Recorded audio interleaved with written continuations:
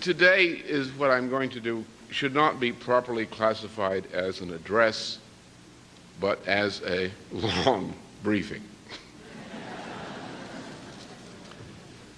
Because this is the nature of a report, and my effort to give you, with the aid of some other material available, a briefing on the most important issue, the most important fight, the most important opportunity which exists for every nation and for every individual person in the world today.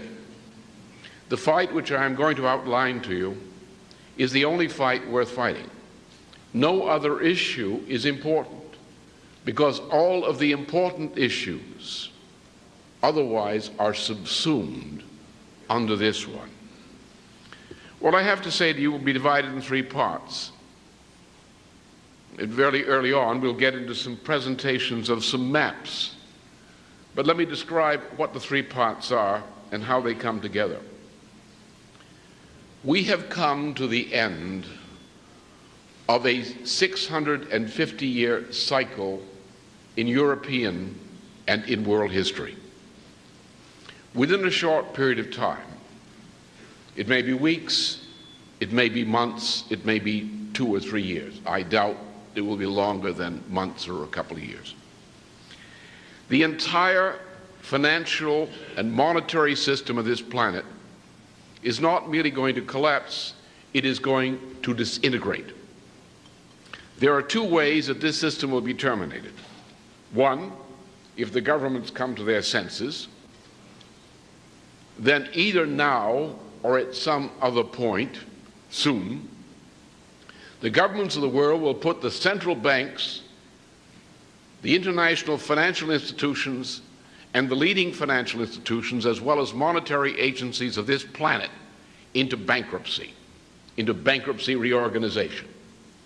Every financial and monetary institution of this planet is presently bankrupt, and they're cheating and trying to keep the system going, but the entire system is bankrupt. Now, if they do not have the guts to do this, as most of them now do not, then we will come to a point of disintegration. Not a collapse, not a 1929, not a 1931, but a disintegration of a monetary system. By disintegration, I mean a process which is like a chemical explosion, but this one will resemble more a thermonuclear explosion of some 100 megatons. It starts with what the Russians call the Kolmogorov equation, when reverse leverage applied to an international financial bubble begins to act, and you get a chain reaction, explosion, so that one morning the banking system is there, the market systems are there, and within 24 hours or 72 hours at the most, the entire world banking system, the financial system, the monetary system, has not merely collapsed, it has disintegrated, in the sense that the bank does not function anymore. The monetary system doesn't function anymore. Terms of trade no longer exist. Payments among international and national institutions, private and public, no longer exist. Chaos exists. And if governments do not, at that moment or earlier, respond to this to create a new international credit system, a new international monetary system, then the world goes into chaos. In the alternative, should the Cairo conference, which I believe has now been essentially defeated, at least in its initial purpose, should the forces behind the Cairo conference succeed in establishing world government, should Bill Clinton be overthrown or sent to prison or something, or forced to resign in the United States, for example, then in that case, the world will go into a new dark age, from which the world population will probably shrink to considerably less than 1 billion people. Let me just indicate what the problem is. Prior to the Golden Renaissance, specifically the year AD 1440, the Council on Florence, the most important event in all preceding history immediately preceding this one. The most important event globally, the outstanding event with which nothing since compares in terms of its benefit to humanity, in terms of its unprecedented impact, is the 1439-1440 Council of Florence, at which new institutions were established. The idea of the nation-state. The nation-state idea did not exist prior to the Council of Florence. The ideas of law that existed were not those of the nation-state, but of empire, of allegiances of families. The idea of nation existed, but not nation-state. Also, this idea of nation-state was tied to another conception of the great Nicholas of Cusa, the idea of modern science. The roots of modern science were established essentially by Plato's Academy at Athens, and were elaborated as to geometry and other matters between about 400 BC and 200 BC, a period concluding with the murder of Archimedes by the Romans and of the death of Eratosthenes, one of the great mathematicians of the Council of the Academy at Athens, one of the last of them. But science as such never existed, even though there were many contributions toward what later became science prior to 1440 AD.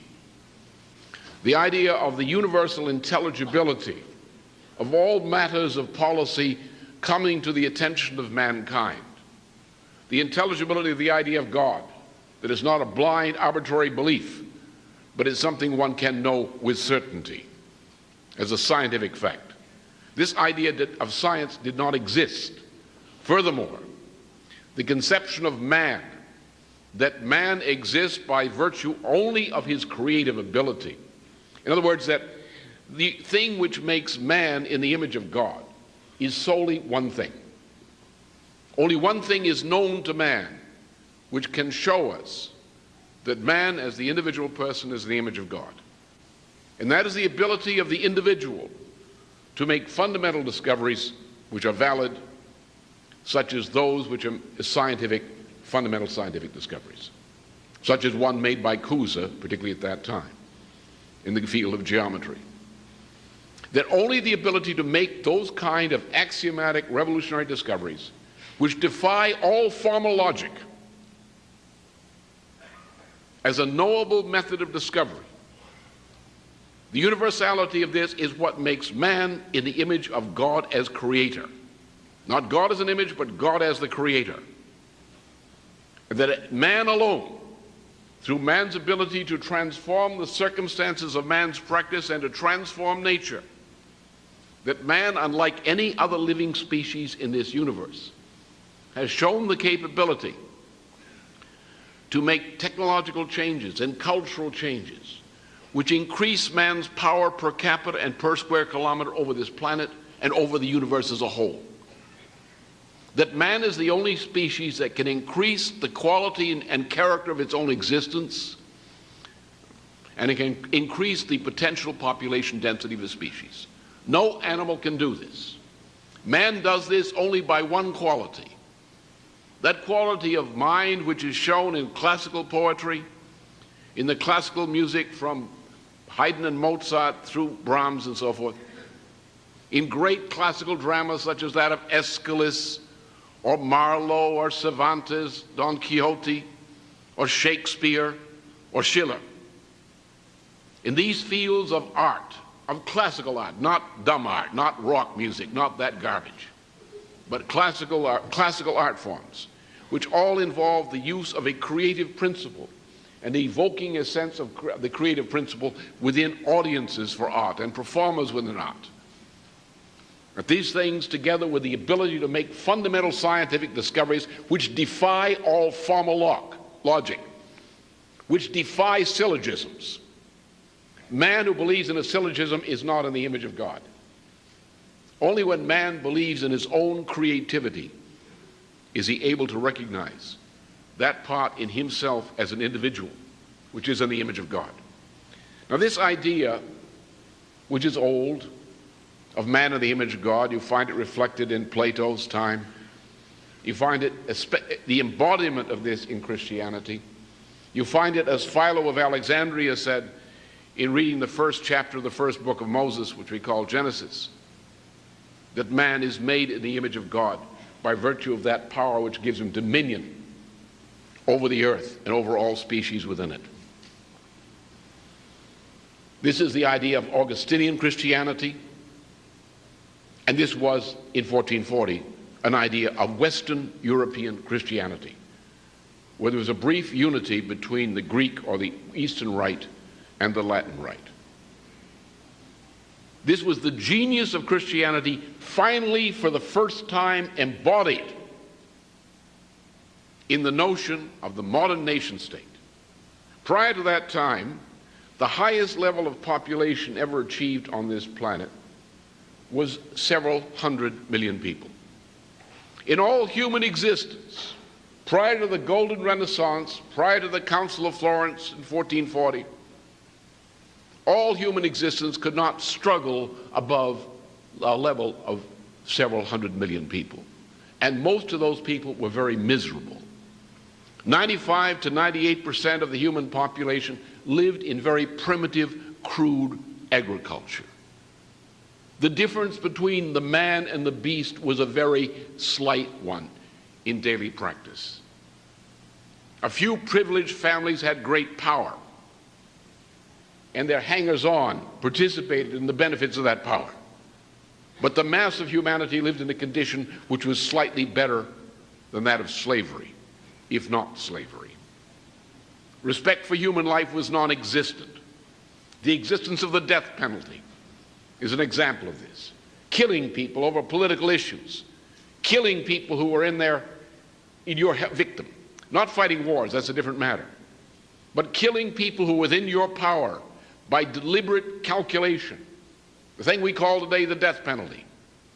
That piece of barbarism, that bestiality existed and was prevalent. All kinds of people could exert the death penalty. Country squires could exert the death penalty. You know what an English country squire is. It's a pretty low form of life. Suddenly the dignity of man, not the simple Latin word, imago Dei, that existed for a long time, but very few people who used the word understood it. They didn't understand it to mean creativity. They didn't know what creativity was. And there's another word, Latin phrase, that goes with that, capax Dei, the ability to participate in God, which is to participate in the nature of God as the creator through man's ability to create, as we see in classical art forms, as we see in scientific progress, not science, not formal science, not mathematics as a formal mathematics, but as scientific progress, a succession of fundamental discoveries.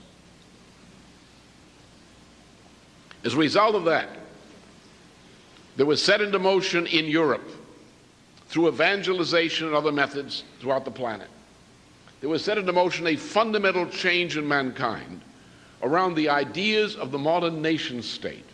Not everywhere successful, but the idea was there.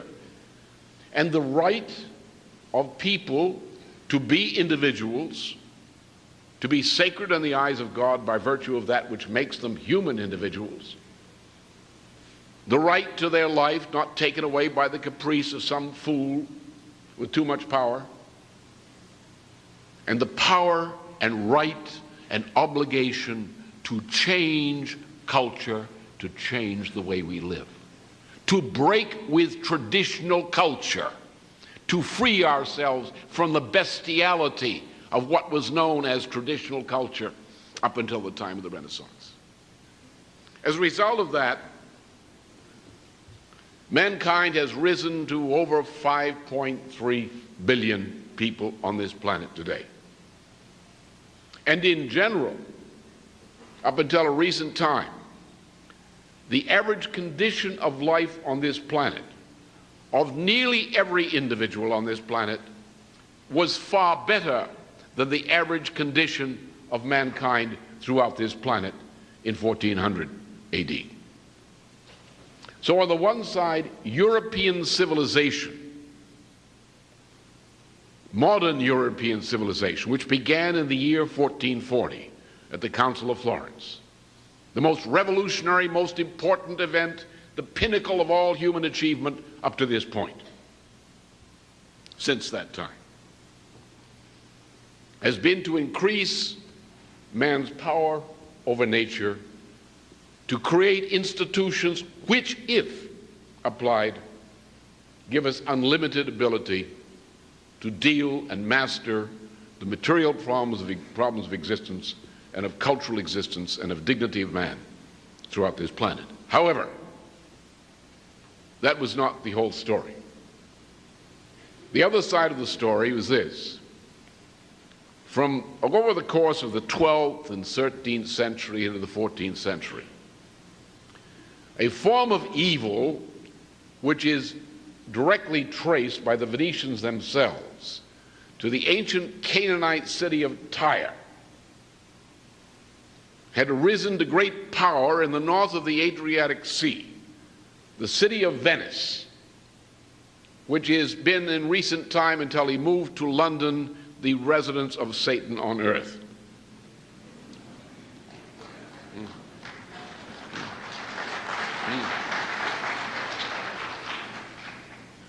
These people great power. They built a maritime power in the image of ancient Phoenicia, which is Canaan. Phoenicia is a Greek word. The people of that region were called the Canaanites. And the center of evil was Tyre. Tyre was destroyed by a great man, Alexander the Great. But the principle of Tyre lived on. And it came through the Roman Empire, it came to reside in Venice. And from about 800 AD on, Venice was an increasing power in the Mediterranean. It became a great sea power, which became a dictatorship over the Mediterranean over the period from the course of the 12th century into the beginning of the 13th century with the so-called Fourth Crusade. And I can tell you all the Crusades were frauds. They were all run by the Venetians. Nothing to do with Christianity, they had to do with something else. The Fourth Crusade was organized by Venice to conquer and loot Byzantium, which is its major competitor. And the Latin Empire in Byzantium was set up from 1204 to 1261, when a fellow called Michael Palaeologus overthrew it on behalf of the Greeks. But Venice became a great looting power. It crushed every element of civilization. It imposed evil cults. It spread the cult of Aristotle throughout the Mediterranean and other cults. It looted everything. It imposed its debt every place. It manipulated nations into making war on one another. They weren't real nations, but they were whatever passed for at that time. They plunged Europe into war and usury and looting and bestiality and cruelty. And nothing could seem to stop it. The political institutions of Europe collapsed at about 1250, or over the period 1250 to 1267, in a series of wars. A leading figure of the late 13th century and early 14th century, Dante Alighieri, typified those who fought desperately to save civilization from this pestilence of Venice and the Venetians' Mongol allies, who are attacking Europe from the west, from the east. Venice's power grew. Dante was probably murdered by the Venetians after a trip into Venice and its area. The ideas of Dante lived on through various networks. Not only Dante, but there were great Franciscans and others who continued the tradition, the Augustinian tradition, and developed it then as before. Then in the middle of the century, the 14th century, the whole system collapsed in a chain reaction of bankruptcy, starting with the King of England discovering, by checking with his priest, that not only was usury a mortal sin, but that he, as the King of England, by continuing to pay his debts to usury, was actually contributing to the eternal damnation of the soul of his creditors.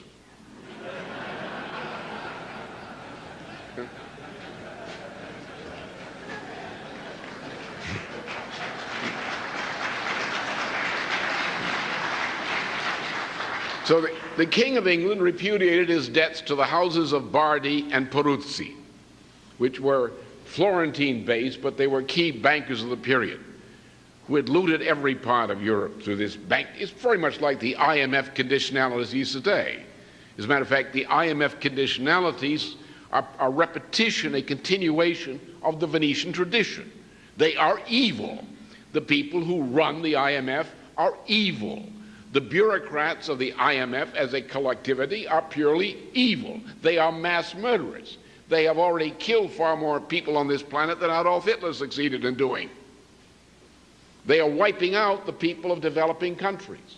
What they've contributed to with their English masters, including Linda Chalker, who is the colonial minister, they call it overseas development now, but she's really the colonial minister from the House of Lords, who was given to us by Lady Thatcher, who is reputed to be a witch because she succeeded in transforming a merely bankrupt England into a rubbish heap.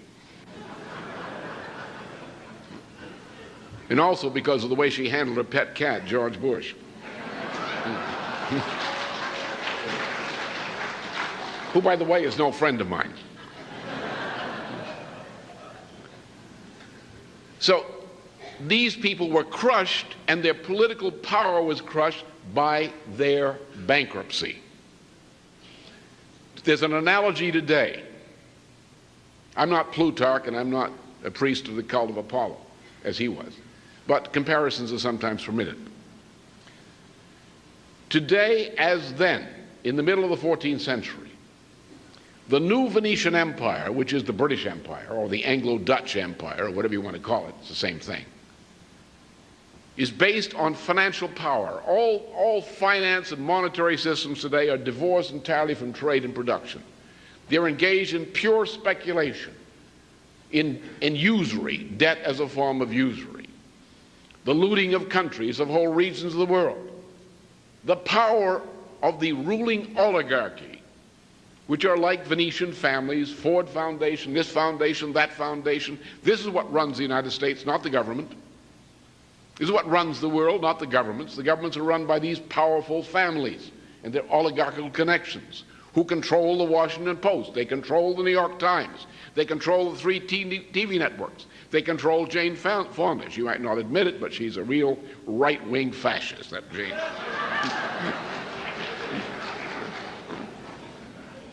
They are looting the world. They have great power. People are afraid of them. They're afraid of the press. The Congress is afraid of the press.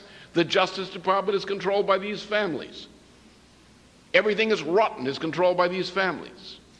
People say, be smart. Don't get into trouble. Don't attack them. Don't attack the Queen of England. How can you not attack her? She's killing all those people. You're going to keep quiet about it? What, are you going to involved in misprision of a felony by not attacking the Queen of England?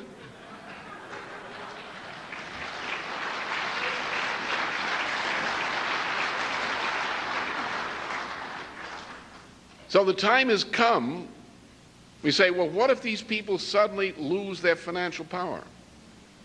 What if these banks go bankrupt? What if the IMF is liquidated? What if the international monetary institutions don't function? What if there's no facility by which these institutions can exert their power over society? Something like that which happened during the 14th century, the so-called Dark Age. Well, the problem was that at that time, there was no agency which was capable of picking up the power when the Venetians temporarily lost it. But what did happen is through formations like the Brotherhood of the Common Life and other formations, the great development occurred, starting on a small scale, but developing to create geniuses, and that's what the Brotherhood of the Common Life did. It produced geniuses.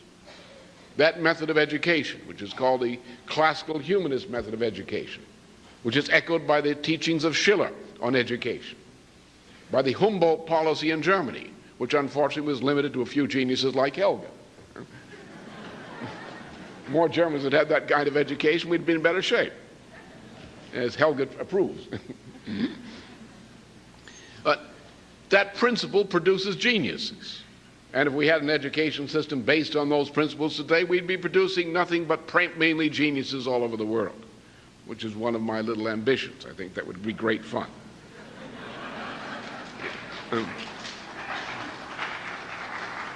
When you get into a conversation with a stupid journalist, you really appreciate the importance of turning people into geniuses.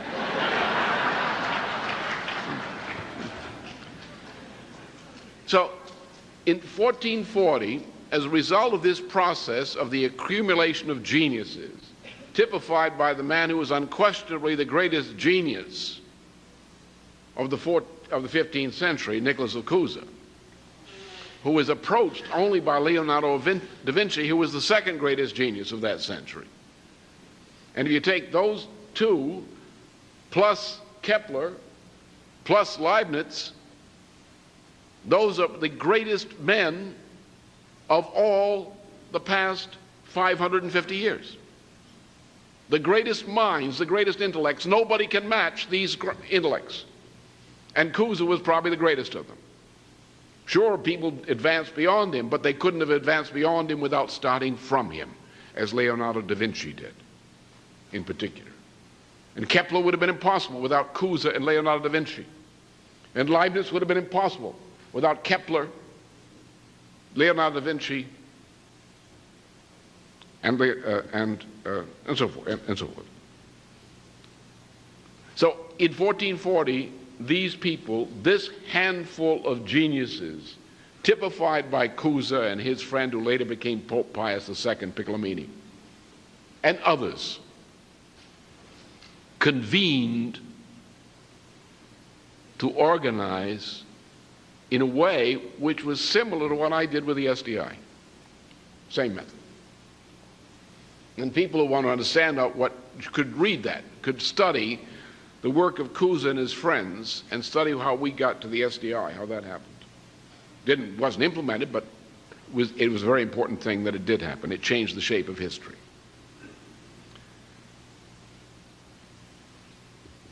But the Venetians had not crushed. The Venetians came back. The Venetians organized against the Council of Florence and have continued to organize against the Council of Florence to the present day. Unfortunately, when the Europeans, remember the first nation state that was established by Louis XI, Louis XI, in France. It was done by, he was directed and trained by the people around the Council of Florence. They weren't able for various reasons to get the first nation state of the modern form in Italy, so they conspired to bring it about in France. When Louis was successful in forming the first nation state in France, this encouraged a group which are typified by the Oratorians in that period and later, to take over England. They used Henry VII's Tudor to start to build a nation state echoing that of France. In England, there were efforts which were encouraged in Spain to try to create a nation state in Spain in the same way, which is very crucial in leading to the unification of Spain in 1492 and the evangelization as well. These kinds of motions, the ideas spread into Germany and elsewhere. Now, the characteristic of this revolution of nation state, as in the case of Louis XI, for example, the national income per capita of France doubled during the decades of the reign of Louis XI.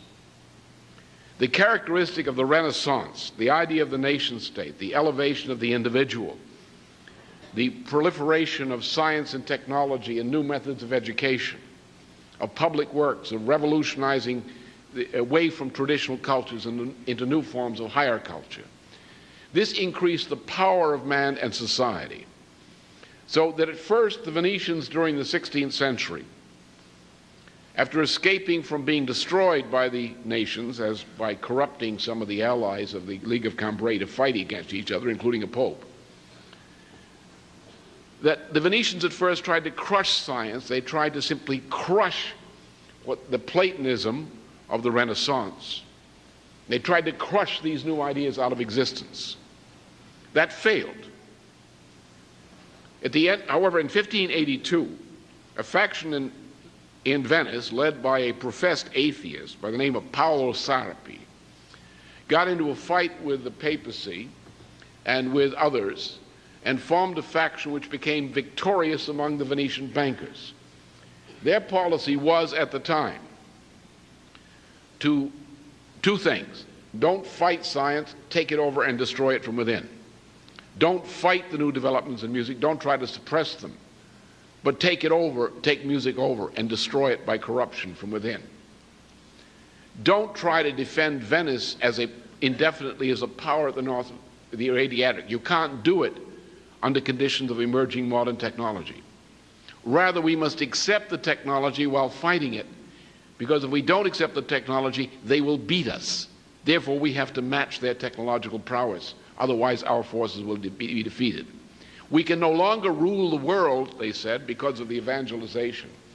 And everybody who hated the evangelization was a Venetian agent, including Metternich and his predecessor, von Kaunitz, who deplored, like Henry Kissinger, the discovery of America. We do wish Henry Kissinger had never discovered America.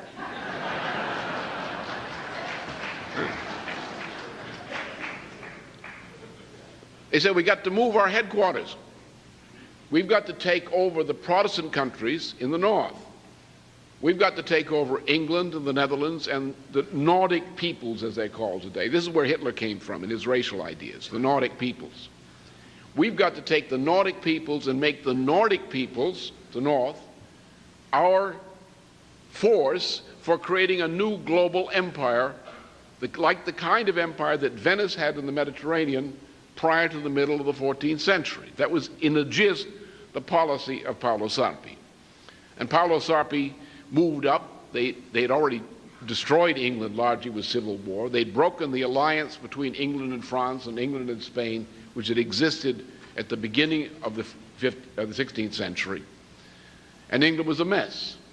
They launched a bloody civil war in England under the direction of Venetian agents Walsingham and the Cecil family, which included two homosexual brothers, Francis Bacon and his brother. They corrupted the young boy who had been entrusted to the care of the Bacons by sodomizing him and then betraying him. And then they brought the Stuart king,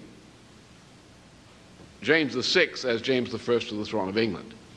And this crowd of people who were members of a cult called a Rosicrucian cult, or as it developed in that period, took over the court of the Stuart court of England and later formed Freemasonry out of this Rosicrucian cult and formed also the London Royal Society. As a result of this process, which I describe at some length in the article which is published, which in Fidelio now, which covers most of these points. Gradually, England was built up. The first objective was to destroy France from 1666 to 1815, except for a brief period during the minority of Louis XV in France.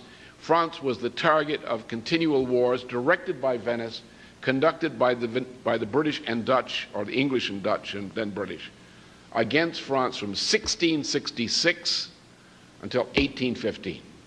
First, to destroy the threat of France to emerge as a major maritime challenge to British supremacy, and secondly, to destroy France as a land-based nation. And France was reduced to a virtual status of a British political catamite in 1815. Though some French people didn't like it very much and resisted it, nonetheless, the controlling forces in France have been, with few exceptions, exceptional periods since then, France has been a junior empire of the British Empire since the Restoration in 1815. Now, as a result of this, the Venetian power, Venice went out of business as a state at the end of the century, at the end of the 18th century. But Venice has built up its power as a Venetian families who are now called Anglo-Dutch and who include our Eastern establishment, wealthy families generally, and so forth, has built up as a global power of a global oligarchy committed to so-called liberal ideas. And that's not tolerant ideas, that's liberalism in the sense of philosophical liberalism, particularly to what are called radical empiricist or radical positivist ideas, the same thing. Radical positivism is just a French disease form of radical empiricism, which are both forms of existentialism. That the point has come that the world is dominated politically by this Venetian faction. Up until 1966 approximately, Western Europe and the United States were dominated by a commitment to scientific and technological progress and to rationality. You could not have tolerated, prior to 1966, most of the ideas which are disgusting, which are destroying the United States internally and the world as a whole today. Those ideas would not have been tolerated. The ideas of the civil rights movement of 1965-66 would not be tolerated generally in the United States today by these people. A cultural revolution was introduced at that time. I'll come back to that. Was changed. But up until that point, this planet believed in scientific and technological progress, the development of the powers of reason in the child and young person. Developing nations, so-called, were clamoring under terms such as the development decades of the United Nations, #1 and #2, through organizations such as the Non-Aligned Nations Movement, were clamoring for the right of developing nations to share freely in the same technology which the United States and Western Europe enjoyed.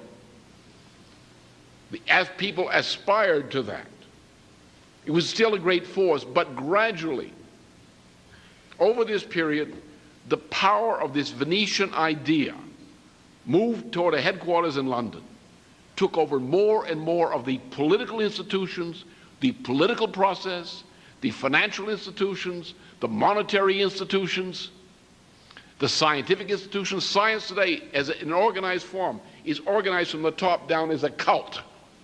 There may be honest scientists down there below, but the leaders of the American Association for the Advancement of Science, the leaders of leading scientific institutions of the world, are nothing but a disgusting irrationalist cult, beginning with the takeover of Galileo by the Venetians at the beginning of the 17th century, where they brainwashed the guy and he began babbling, and what he was caused to babble by his Venetian controllers is what he are taught in schools today. That the culture has been taken over. We take back, using older, think of turning on the radio in the 1940s, 1950s, or early 1960s. What kind of music did you hear? What do you hear today?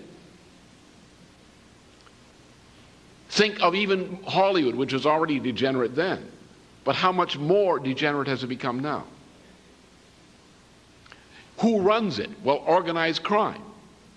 But how does organized crime run? Because what you and I knew as the underworld back in the 1930s is today become the overworld. Because these families use it. So culture, theater, poetry. They don't teach poetry in school anymore. They teach babbling. They don't teach drama in school anymore. Do you study Shakespeare? The great dramas of the world are those of Aeschylus, typified by Aeschylus, Marlowe, Shakespeare, Cervantes. Essentially, his Don Quixote is a drama. It's a tragic drama in which an old psychotic fool, Don Quixote, babbles in virtual space, and you have an evil fellow called Sancho Panza who can't get a thought above his waistline. Which is the problem of Spain. It continues to be, I think, the problem of Spain to the present day. And some other countries like our own as well. So culture has been taken over by these people. So the result is you've got two types of policy. On the one side, you have the tradition, the inheritance, the benefit, the institutions of the Golden Renaissance in the form of the nation state, the understanding of a new conception which is almost lost again today between Imago Dei and Capax Dei, that you don't mutter the words Imago Dei without referring to the form of creativity which can be demonstrated as revolutions in scientific discovery, valid revolutions. That's man's creativity. That's man Imago Dei, along with the quality of agape, the quality of love that goes with the sense of discovery, or the quality of love which we associate with tears of joy. The kind of tears of joy a parent sometimes experiences in the joy of seeing one of their young children make a very primitive but a very obvious kind of discovery. Agape, that's real love. Not the kind they advertise in Hollywood. These institutions, that's the good. We have obviously benefited mankind. All mankind has benefited from European civilization, especially the modern European civilization, which dates from the Council of Florence. But mankind has suffered because modern European civilization is, in terms of power per capita, per square kilometer, is the most powerful force on this planet. But this force has been taken over politically, financially, culturally by evil, Venetian evil. So what happens then? We have the host. The host is European civilization, the heritage of the Christian Renaissance, of the middle of the 15th century.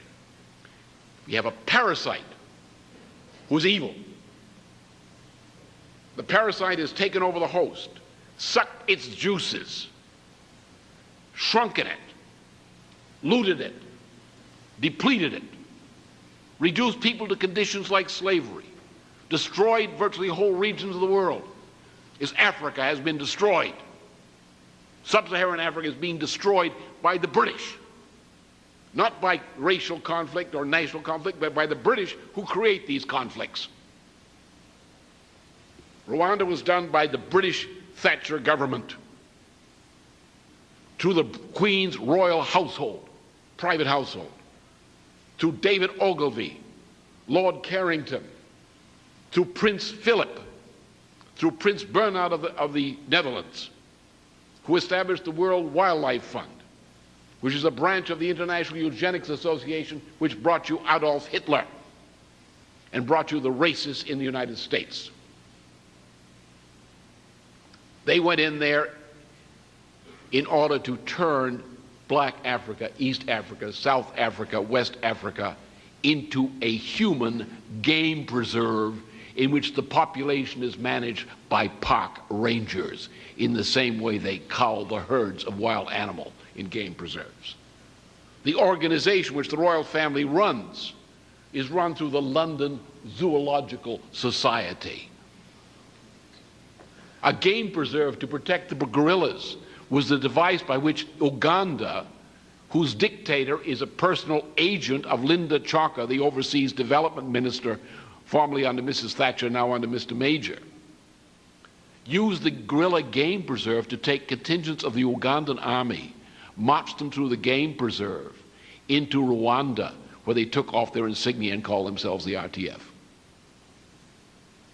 The whole operation is run by the British intelligence, through Linda Chalker and through people like Tiny Rowland, who's an asset personally of the royal household of the Queen, because the London Rhodesia Company, through David Ogilvy of the Queen's private household, and through the ministrations of Lord Peter Carrington, the patron of Henry Kissinger, turned over the London Rhodesia Company to Tiny Rowlands, or Roland Rowlands, who was a Rhodesia activist with a Nazi past.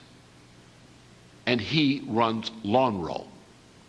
And Lonro is one typical of the key institutions which are actually on the ground responsible for what you saw in Rwanda. So this great power that we in Western civilization represent was taken over by an evil parasite, and we were the host. We are being ruined. If you look at the statistics from 1967 to 1969, on the US alone, and you can do the same thing for Western Europe to get a comparable picture.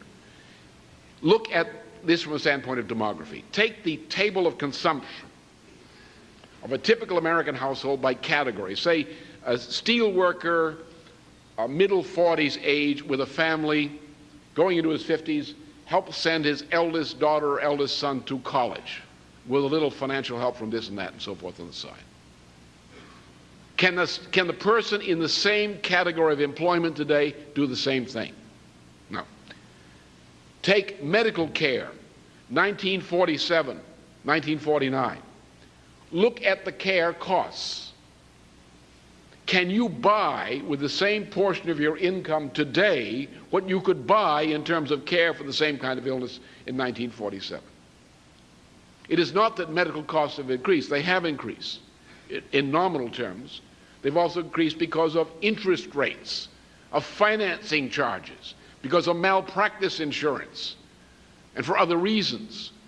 But the essential reason is the average real purchasing power of the average American has declined. Not because Americans have become less productive, some of them have. Without technology, you tend to be less productive. With a kind of school that you go to today, I said one of the children know from which end to speak. So they don't tend to be very productive. But the essential thing is, look at what percentile of the total labor force is actually producing wealth today as opposed to 1947 or 1967. We have developed parasitism. We've got yuppies in Wall Street who are not fit for any kind of employment, who are processing billions of speculative values. Gambling is officially, about 400 million or more, or a billion in the United States. Drugs are close to 800 billion in the United States of total GNP. We're paying for all that. We're paying for the gambling industry, which is pure parasitism. We're paying for the drugs. With the same wealth that is going to pay people to run drugs and to run gambling, we could build industries, we could build infrastructure. Don't talk about the military budget. The military budget is almost non-existent. It's positive relative to all this stuff. This parasitism. Then you take the look at the national debt and the state and local debt. It's pure speculative parasitism. We are being sucked dry. Now look at the worst and poorest countries in the world. Since 1972, the so-called developing nations of this planet have been net capital contributors to the wealthiest nations of this planet. South America has been subsidizing the United States. Africa has been subsidizing the United States and Europe. Black Africa. It's there, it's on the record, the capital flows. The net capital flows through what devices? Well, devices such as manipulation of exchange rates, exchange rate usury, complete swindles. What is the condition per capita of the people of these parts of the world today as opposed to 1960 or 1970? Look at the rest of the world. And you see that the parasite whose financial system is about to collapse, who has now undertaken in the past 30 years to destroy the cultural ability to reproduce this kind of thing with his counterculture, with a crazy environmentalist, most of whom are branches of British intelligence, branches of the same eugenics society which gave us Adolf Hitler. They call themselves leftists. I guess Hitler was a leftist. He was at one point, actually. That these people have brought us to the point that this entire system is about to collapse. What do we see? Look at this in the span of 600 years in terms of what I've just outlined to you. What we're seeing is a process.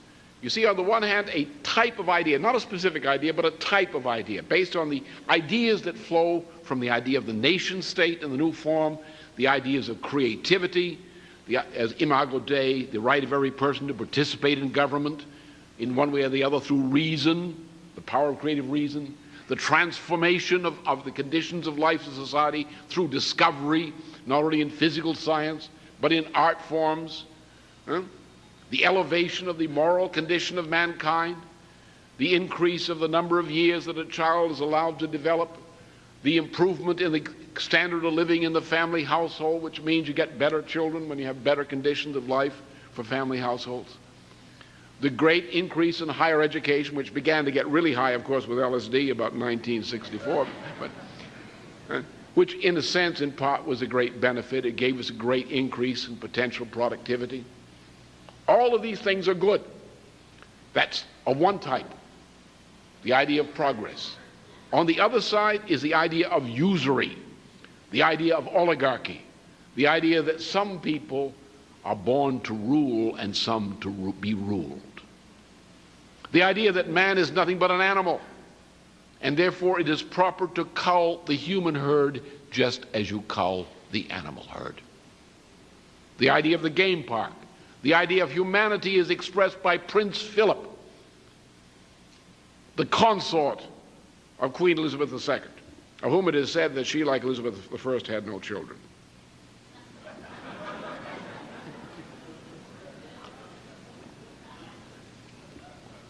That explains it. When they got into a situation of power after the killing of Kennedy and Bertrand Russell's negotiation of new terms of agreement on a global nuclear condominium between Moscow on one side and London and Washington on the other in 1963, they got rid of Kennedy in the manner which most of you are acquainted, by means with which I'm acquainted. And they proceeded to impose the rock, drug, sex counterculture, or the counterculture in general, through orchestrating a non-existent war, that there was no military reason for the war in Vietnam, and don't believe there ever was. It was a lie. The guy who made the war in Vietnam was a guy called McGeorge Bundy.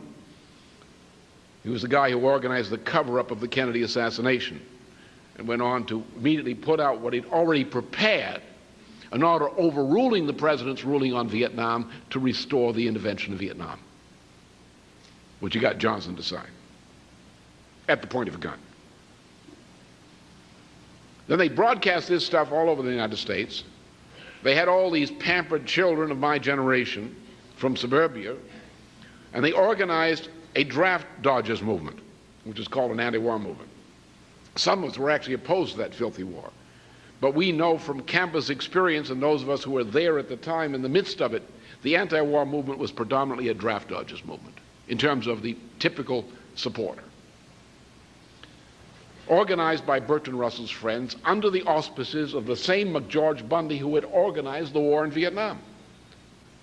Once McGeorge Bundy had the war in Vietnam going, he moved out of the Johnson administration and moved over to the Ford Foundation, whereas the foundation grants will show you he personally organized the counterculture and the anti-war movement. How'd they do it? They broadcast to you, to everyone, pictures of what happens to you if you're drafted and go to Vietnam. They got a pretty good draft orders movement. Then they said, the guy said, I'm nervous. You know, here's a guy who was educated not on the basis of what we were educated on. They left him at home, and he was educated by Howdy Doody, by Bozo the Clown, by Romper Room, Kukla, Fran, and Ollie, so these young fellows who seemed kind of bright, they came from families which were better off than they were in my time, but they weren't, on the moral side, they were kind of shallow. And they weren't tough. They didn't believe in actually overcoming problems. They believed in yelling at Mummy and crying or putting on a tantrum until Mummy bought the new toy. I mean, that was the kind of people that Dr. Spock told us to produce. Huh? So they were easily frightened, and so they said to them, well, you're upset? Try sex. With whom? These are college students. Well, with anyone. You feel better. It didn't work. Look, I still got a terrible feeling. I got these visions of me in Vietnam at night. I can't get them out of my head. Well, take a trip. Huh? Right? And then he said, well, the sex isn't so good. Well, with anyone. Well, try it with anything.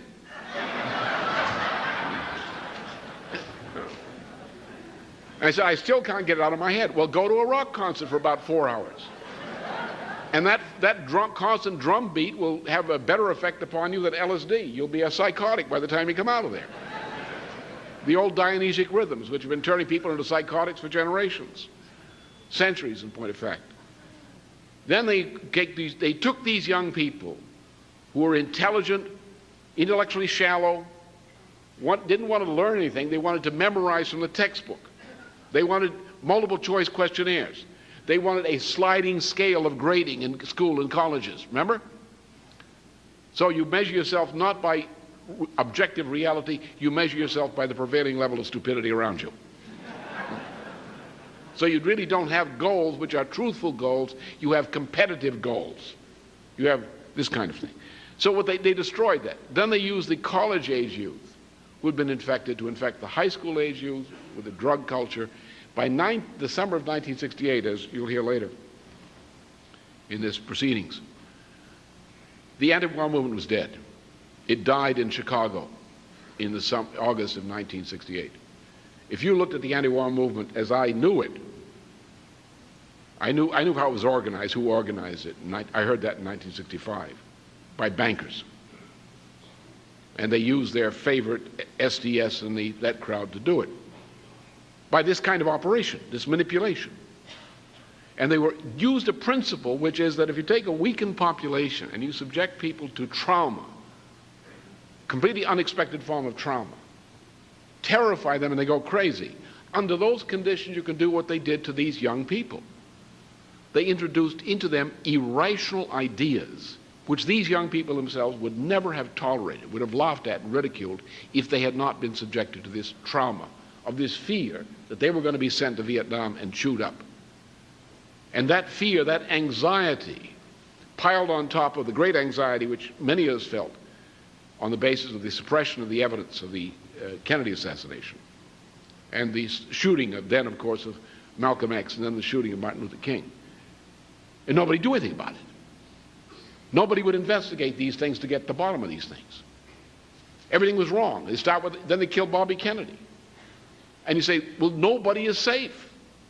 There is no rationality. There is no justice in this country. Everything is crazy.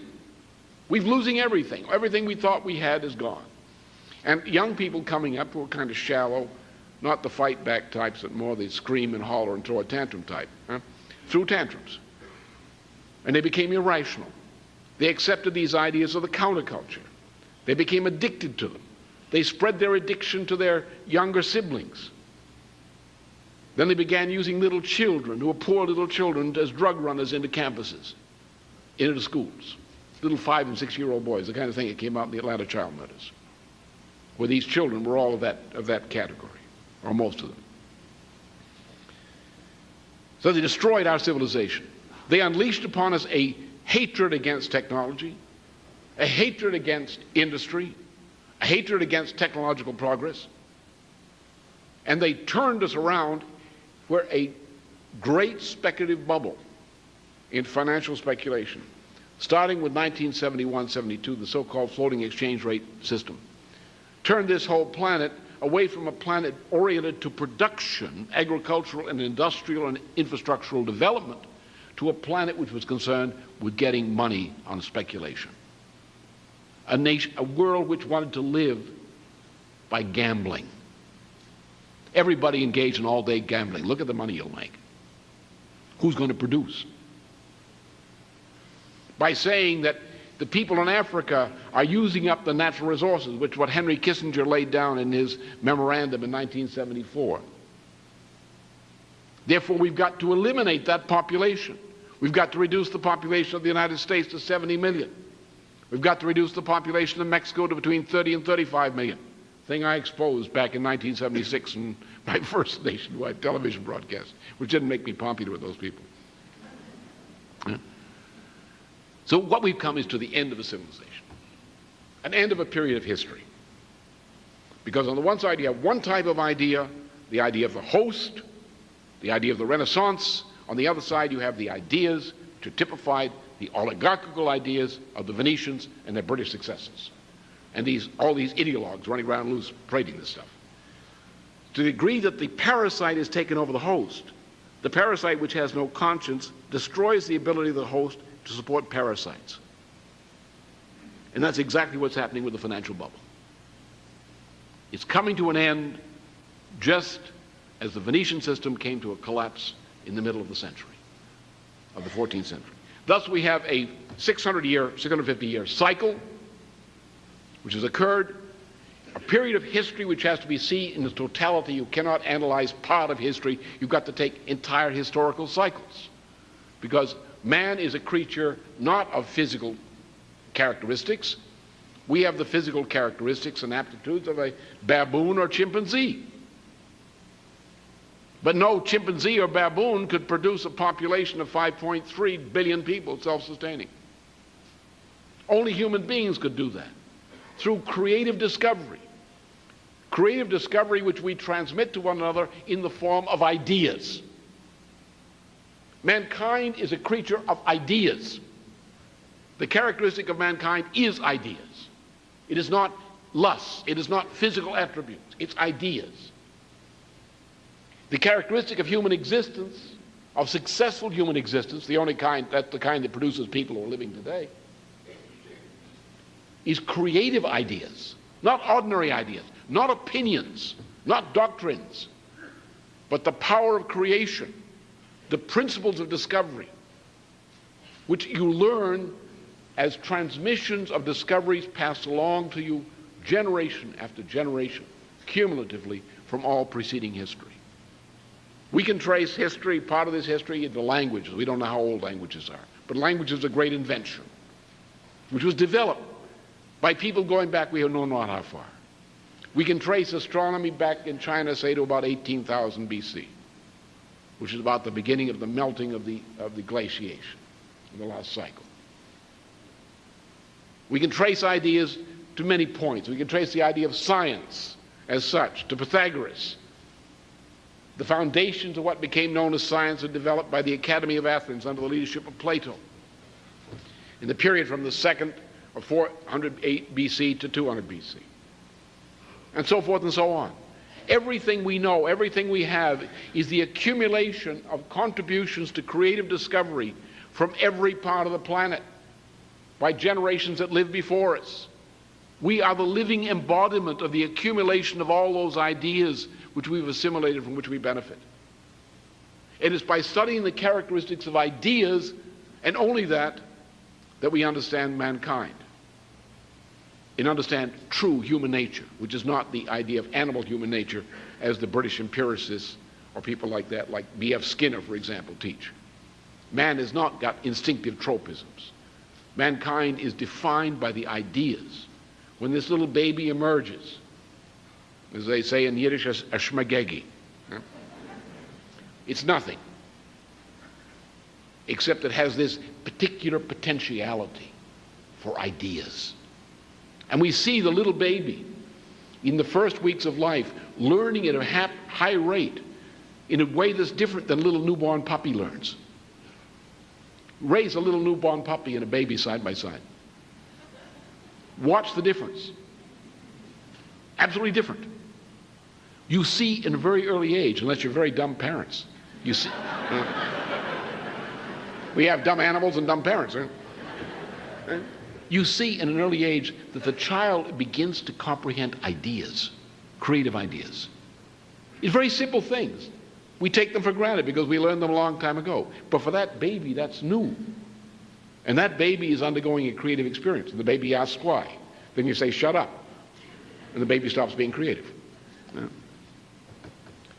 So that's what we are. So therefore we have to look at history in terms of the history of cycles of ideas. Why do cycles exist? Well, they exist principally because when certain ideas which are reactionary come to increasingly dominate a culture which is otherwise based on humanity, which is good, mankind is innately good. Mankind is born innately with creative potential. Creative potential is innately good. It's in the image of God. How can mankind ever have problems? Right?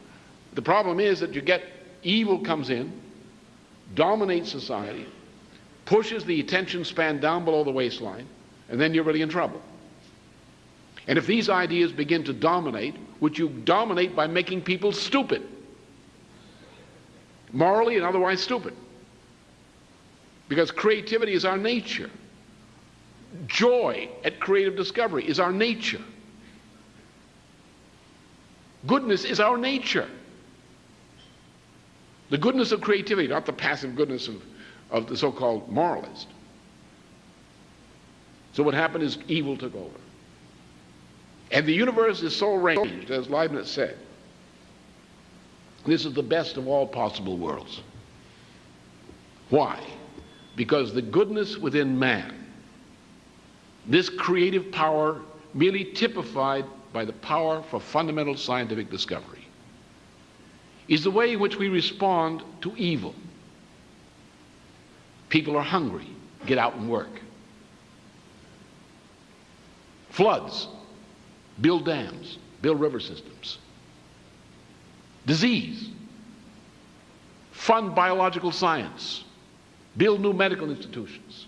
So for every evil that besets man, the goodness within us, if it's cultivated, inspires us to say, well, there's a problem. We are equipped with the means to deal with the problem, which is the power of creativity. So let us do what is rational and within our reach to address this problem, whether it's an inequity or whether it's an affliction or a war or whatever. This is the best of all possible worlds because God has so designed us as human beings, as masters of this universe in His name, that we are equipped with an automatic capability of responding to every affliction and tribulation with the mental capacity to find a good way to deal with that problem. And we can go to our graves, if we've acted so, knowing that we have been a necessary existence on this planet because we've done our part in responding to those challenges. We've accepted the cup of Gethsemane wherever it was presented to us on this issue. And therefore, when you've done that, and you know your life was a necessary one, because you did something that was necessary. Man is naturally good, but this evil has come in. Now, this is also another good part of the universe. It's tough for you when you think about your own life and about your short lifespan to accept the fact. But history is not determined the way Hollywood writes the script. History is not that you always win in your lifetime, in the sense of the Hollywood happy ending winning. The happy ending you get in life is the fact that you have done something necessary, that you are doing a necessary thing, that your life is necessary for mankind. There can be no greater happiness than knowing that your personal life represents something which is necessary, needed by mankind. But the universe is organized such that evil systems cannot indefinitely prosper. That our enemies are not in the form of flesh and blood, though the essential enemy is in the form of, as the New Testament says, principalities and powers. That the idea of Venice, which is a replication of the idea of the evil Canaanite city of Tyre, of which the British Empire was a replication directly, this is evil. And the essence of good is proven by the fact that you combat evil. If you are good, why are you not naming and combating evil? If you're not combating evil, you're not good. Because you are not addressing the problem that is facing mankind. But evil essentially is lodged in evil ideas. Tyre is an evil idea. Venice is an evil idea. The British Empire is an evil idea. Galileo is an evil idea. Pomponazzi is an evil idea. Francis Bacon is an evil idea. Radical empiricism is particularly an evil idea. Malthus, who was a plagiarist, plagiarized an evil idea. Darwin plagiarized him. We're going to get Darwin up in the tree where he belongs eventually. In any case, so that's the point. Now we've come to a point at which these two ideas, the conflict between the types of ideas represented by the Renaissance and the types of ideas represented by the British Empire, by radical empiricism, these two ideas together can no longer cohabit.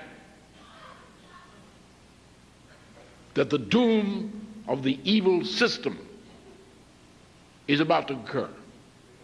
Our job is to what? Is to ensure that mankind does not go through a dark age, that we don't have 50 or 100 years of global depopulation, descent into bestiality before mankind arises out of this into some better form of society later on. Our job is to ensure that the nations and the living people survive the transition, which must be a short one, from the death of the old system to the emergence of the new. The present system of credit, the present system of policy on environmentalism, on family, etc., this all must go.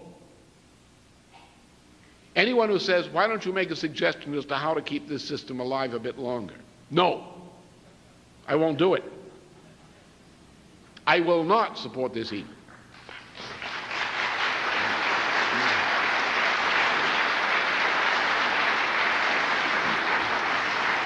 Now, the subject then, which is the three-part matter, is how do we make the transition? Imagine the day that the system goes flat. Either because the President Clinton, who's got some good tendencies, by the way, declares bankruptcy. You tell him it's British and he'll declare it bankrupt. Which the system is ended because it's bankrupt. Now, a bankruptcy act, a act of bankruptcy reorganization, as some of you know, particularly more and more of you know it these days, the way things have been going. The function of a legal bankruptcy reorganization is to ensure the minimum outrageous damage to the victims of a bankruptcy or the victims of an insolvency, or to try to protect those who must be protected and to try to maintain some kind of stability, continuity of employment, continuity of function, etc., in some way to make a transition back to a healthy system, either of the firm in particular or at least of the community in which the firm is located. But all that does is it keeps things going and stabilized. It does not solve the problem. So therefore, if I were president, I would declare a bankruptcy of the whole blasted system, especially the IMF and so forth, today. But does that solve the problem? No, it doesn't. Where do we get the growth? We must grow. We must increase the scope of world production, world economy. Otherwise, we have not addressed the problem. So, therefore, we're going to put the system into bankruptcy. Where are we going to get the investment from which to make the system grow? Well, very simply. You freeze all outstanding paper and you deal with it as you do in a bankruptcy. You allow certain things to be paid, to like salaries and so forth, to maintain stability. You create a new credit system. The first thing the governments must do is eliminate the Federal Reserve System and similar central banking institutions around the world.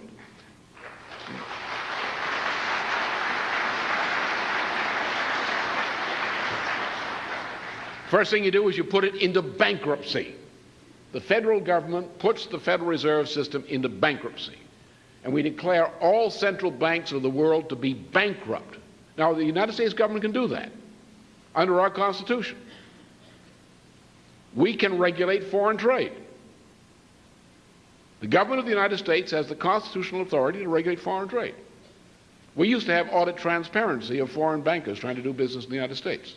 That was dissolved in 1979 by Paul Volcker in one of his first acts as the chairman of the Federal Reserve System.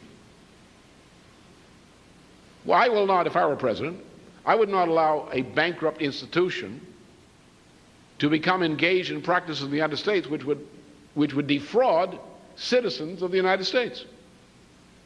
So if I declare an institution as a sovereign United States to be bankrupt, it's bankrupt. It may not be bankrupt in its own country, legally, or in other parts of the world, but here it's bankrupt and will be so treated. Now you get a couple of governments, the way Clinton talked to Kohl and Kohl talked to Yeltsin, a few other things like that, who say, okay, we'll go along with this. I got about 5 major governments in the world who say that the IMF is bankrupt. Probably get a lot of countries down below the borders who jump on that one. And in Africa. It's bankrupt by the power of the sovereign nation state. So the first thing is to get rid of international, supranational institutions over which nations have no control, which only the oligarchy controls, and to reestablish the principle of the sovereign nation-state republic, and that the affairs among nations are treated by relations among sovereign nation-state republics, each which have the dignity of a sovereign individuality. It's the only equitable system you can have. No great miracles of supranational institutions. But if about 4 or 5 of the biggies get together and say the IMF is bankrupt, the IMF is bankrupt. Everywhere. Okay, that's what we do. Exactly what we do. Now, where do we get the growth? Well, we go back to what Hamilton talked about and others talked about. Go back to Article 1 of the U.S. Constitution.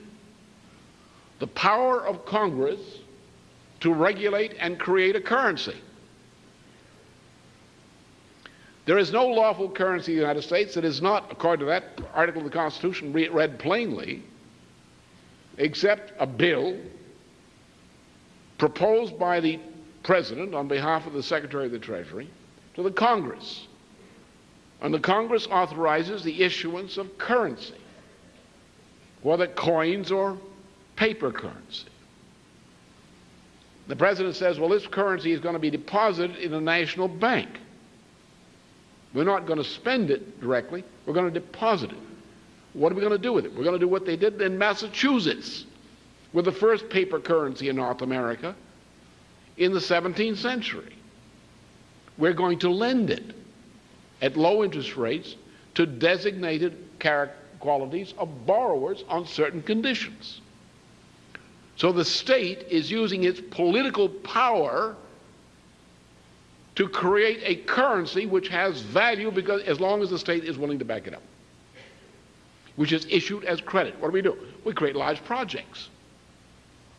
The large projects, which may be public projects, public corporations, which then use private vendors as contractors, which make bids and get contracts from the public corporations. That's the way you get the economy moving, with large projects. And we have a need for it. We have a need for a U.S. rail system. We have a need for U.S. water management systems. We have a water problem in the United States. We have a power shortage in the United States. We have inadequate medical care facilities, as you will hear later on today. So let us do that. So we will create, with the aid of the cooperation of the states and localities, we will create various public authorities. These public authorities will be undertakings to build specific things for which we have the blueprints, so to speak, and we can go to work right away. We will hire people for these. We will also engage contracts as we did in 1940. 1939 and 1940, we started the so-called war contracts in the United States, which some of you who are as old as I will remember. And everybody, including some rather disreputable-looking firms, got contracts. And those disreputable firms became fairly respectable-looking firms in about 2 years or so.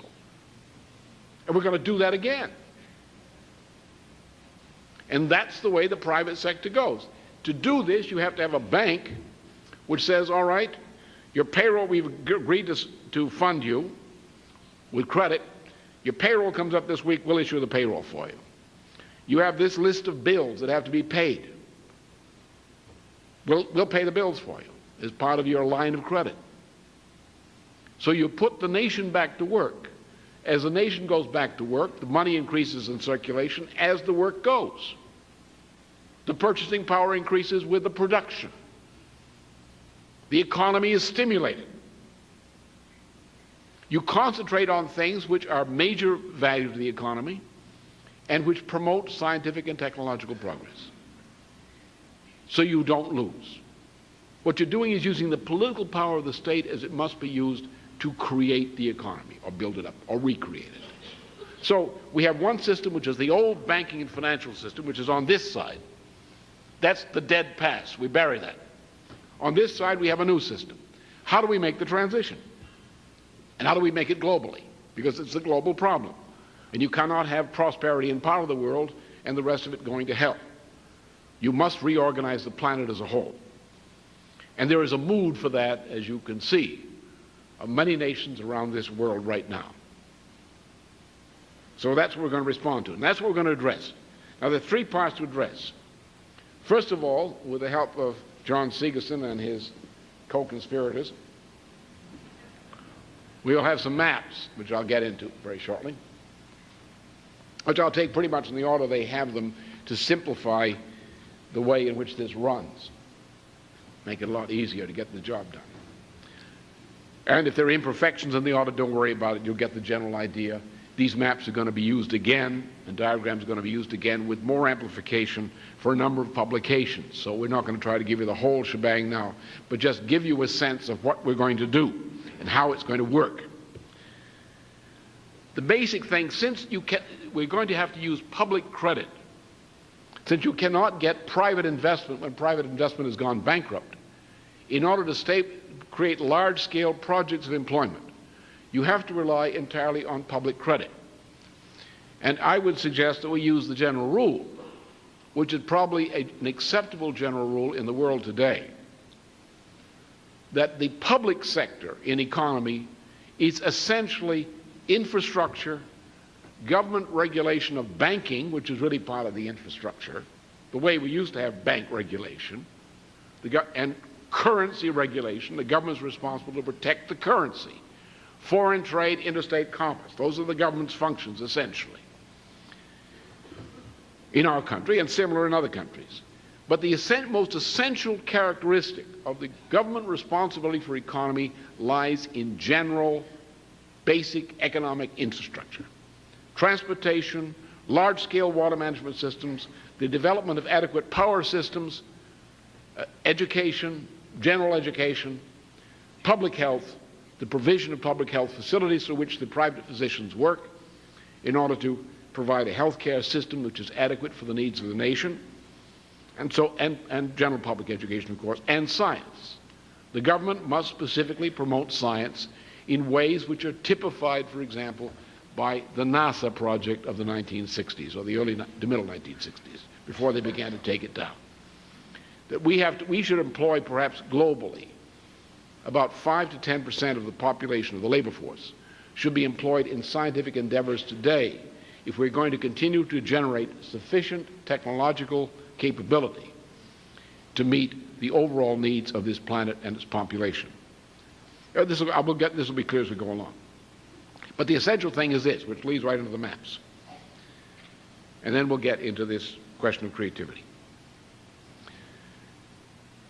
The one area internationally in which you can organize a global explosion of real economic growth is in public infrastructure building of nationwide as projects which are an extension of international projects, typified by the idea of a high-speed, preferably magnetic levitation rail system for freight as well as passengers, reaching from Brest in France on the Atlantic coast, by way of Paris, through places such as Berlin and Warsaw into Moscow, and on to places such as Vladivostok, down into China, across the islands down into Japan, and across the Bering Straits down into the United States and South America, of course.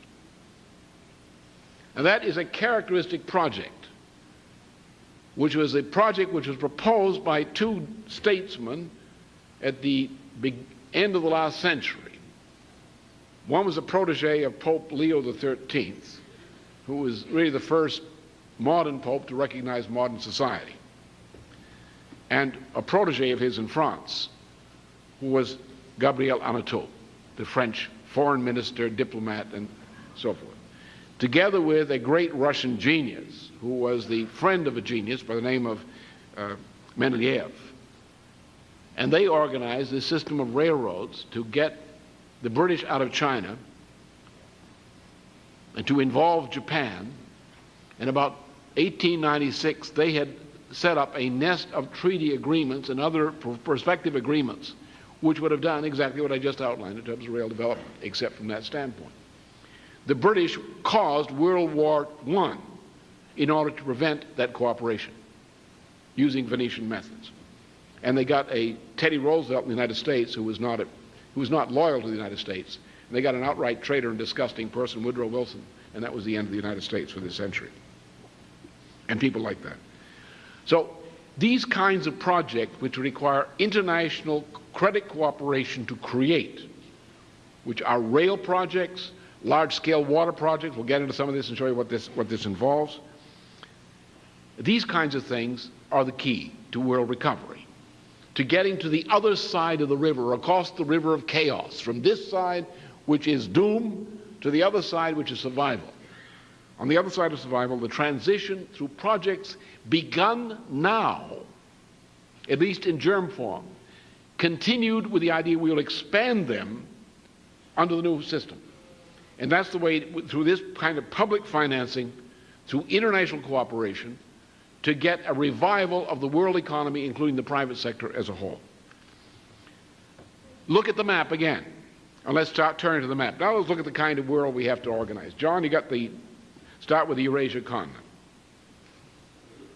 I can't see it from here. Oh, okay, good. And now, you've got to look first of all at physical geography. Just imagine you're coming from a foreign planet. You're planning to colonize the Earth. This is what you'd look at, wouldn't you? At Eurasia. And you would say, well, we got to fix that for human habitation. And fixing an area for human habitation, the first step is what we call infrastructure. So now you can look at Europe, which is an area we'll focus on. Europe includes the center of this whole project. We've got another area which is called East Asia, which is centered around China, Japan, and so forth. And then you've got, I got South Asia that got in there somewhere, or that's not, all right, fine. And now let's look at the Middle East. Yeah, it's fairly good, which we've got a third project. So we've got three projects. One is what was called some years ago the Triangle Project, the Productive Triangle Project, which I proposed to my wife in our discussions, by phone at the time, regrettably, in 1989, and she got other people organized to do, and we produced a proposal for this general kind of development. And that's number one. And three parts of this. Part number two, which is what we called then, back in 1983, was called the Pacific Indian Ocean Basin Development Project, which I wrote up a report and published a lot of material on then, which involved China, the island rim of East Asia, involved subcontinent of Asia, involved the east coast of Africa, involved the Middle East, of course, which is there, and the west coast of the Americas. This entire area, which includes Australia and New Zealand, is within a body of water, the Pacific and Indian Oceans. And if you look at the surface of this area, the water surface, you will find that India is very much ocean-bound. India, which has about, the Indian subcontinent, which has about 1 billion people or so, has 1/3 the area of the United States, and a lot more sea in terms of inland, in terms of total acreage or total square miles. The amount of coastal miles are very high. So that very slight development, that essentially India is a maritime civilization by modern technological standards. The coastal area of China, similarly, and if you had an inland water development system, water-made development system in China, then you would have, at the same time, you would have the ability to move your infrastructure development into the deep interior of China. You add a modern rail system to China with a tight grid, and suddenly now China essentially can function very effectively in respect to its ocean surface. And China becomes then a maritime nation in this degree, in its relationship between India, its relationship with the Americas, its relationship with Australia and Southeast Asia, becomes essentially a maritime relation. East Africa, the same thing. East Africa is a part of this area logistically, and therefore the development of this area in its infrastructure, particularly with a maritime orientation and inland waterways and rail systems from the coast inland, that is the essential characteristic of this thing. Now, the East Asia and South Asia part are linked to Europe in two ways. The primary way is from China and Japan and the Bering Straits through Moscow into Western Europe. That aspect of the thing is what we call a Eurasian land bridge, typified by the upgrading of the railway system, the Trans-Siberian Railway System, in which the China development of rails, and there are two Silk Road rails, one which is the one that goes up and intersects through Kazakhstan, the Trans-Siberian Rail, and one going with a more southerly route. And these become, China then becomes an inland role, has an inland role in respect to Europe through a rail and inland waterway system. And India comes in under the same thing. We have a third area which is crucial. And let's look at the Oasis Plan Zone. I think you have that there is one under A51. John? Or didn't they make it? I can't see it here. Oh, I guess it's not showing on my screen. What? Okay. Okay. Now, the key thing here, as you can see, is this area, first of all, can be characterized as the crossroads of civilization.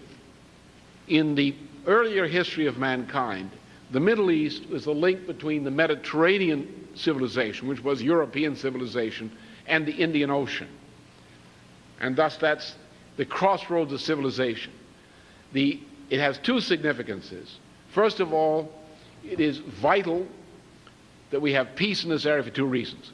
First of all, the Perez, Rabin, Arafat peace plan is necessary, is something I've worked for over 20 years, and actively with them and with both the PLO and others, and on the Arab side and with Israelis on the Israeli side. And finally, it looks as though it's being done. It's not yet successful. We intend to make it successful. But this crossroads of civilization is also a paradigm for the principle of cooperation based on common interest, which we hope to make more general throughout the planet. Now let's look at the political maps and look at this from a political standpoint.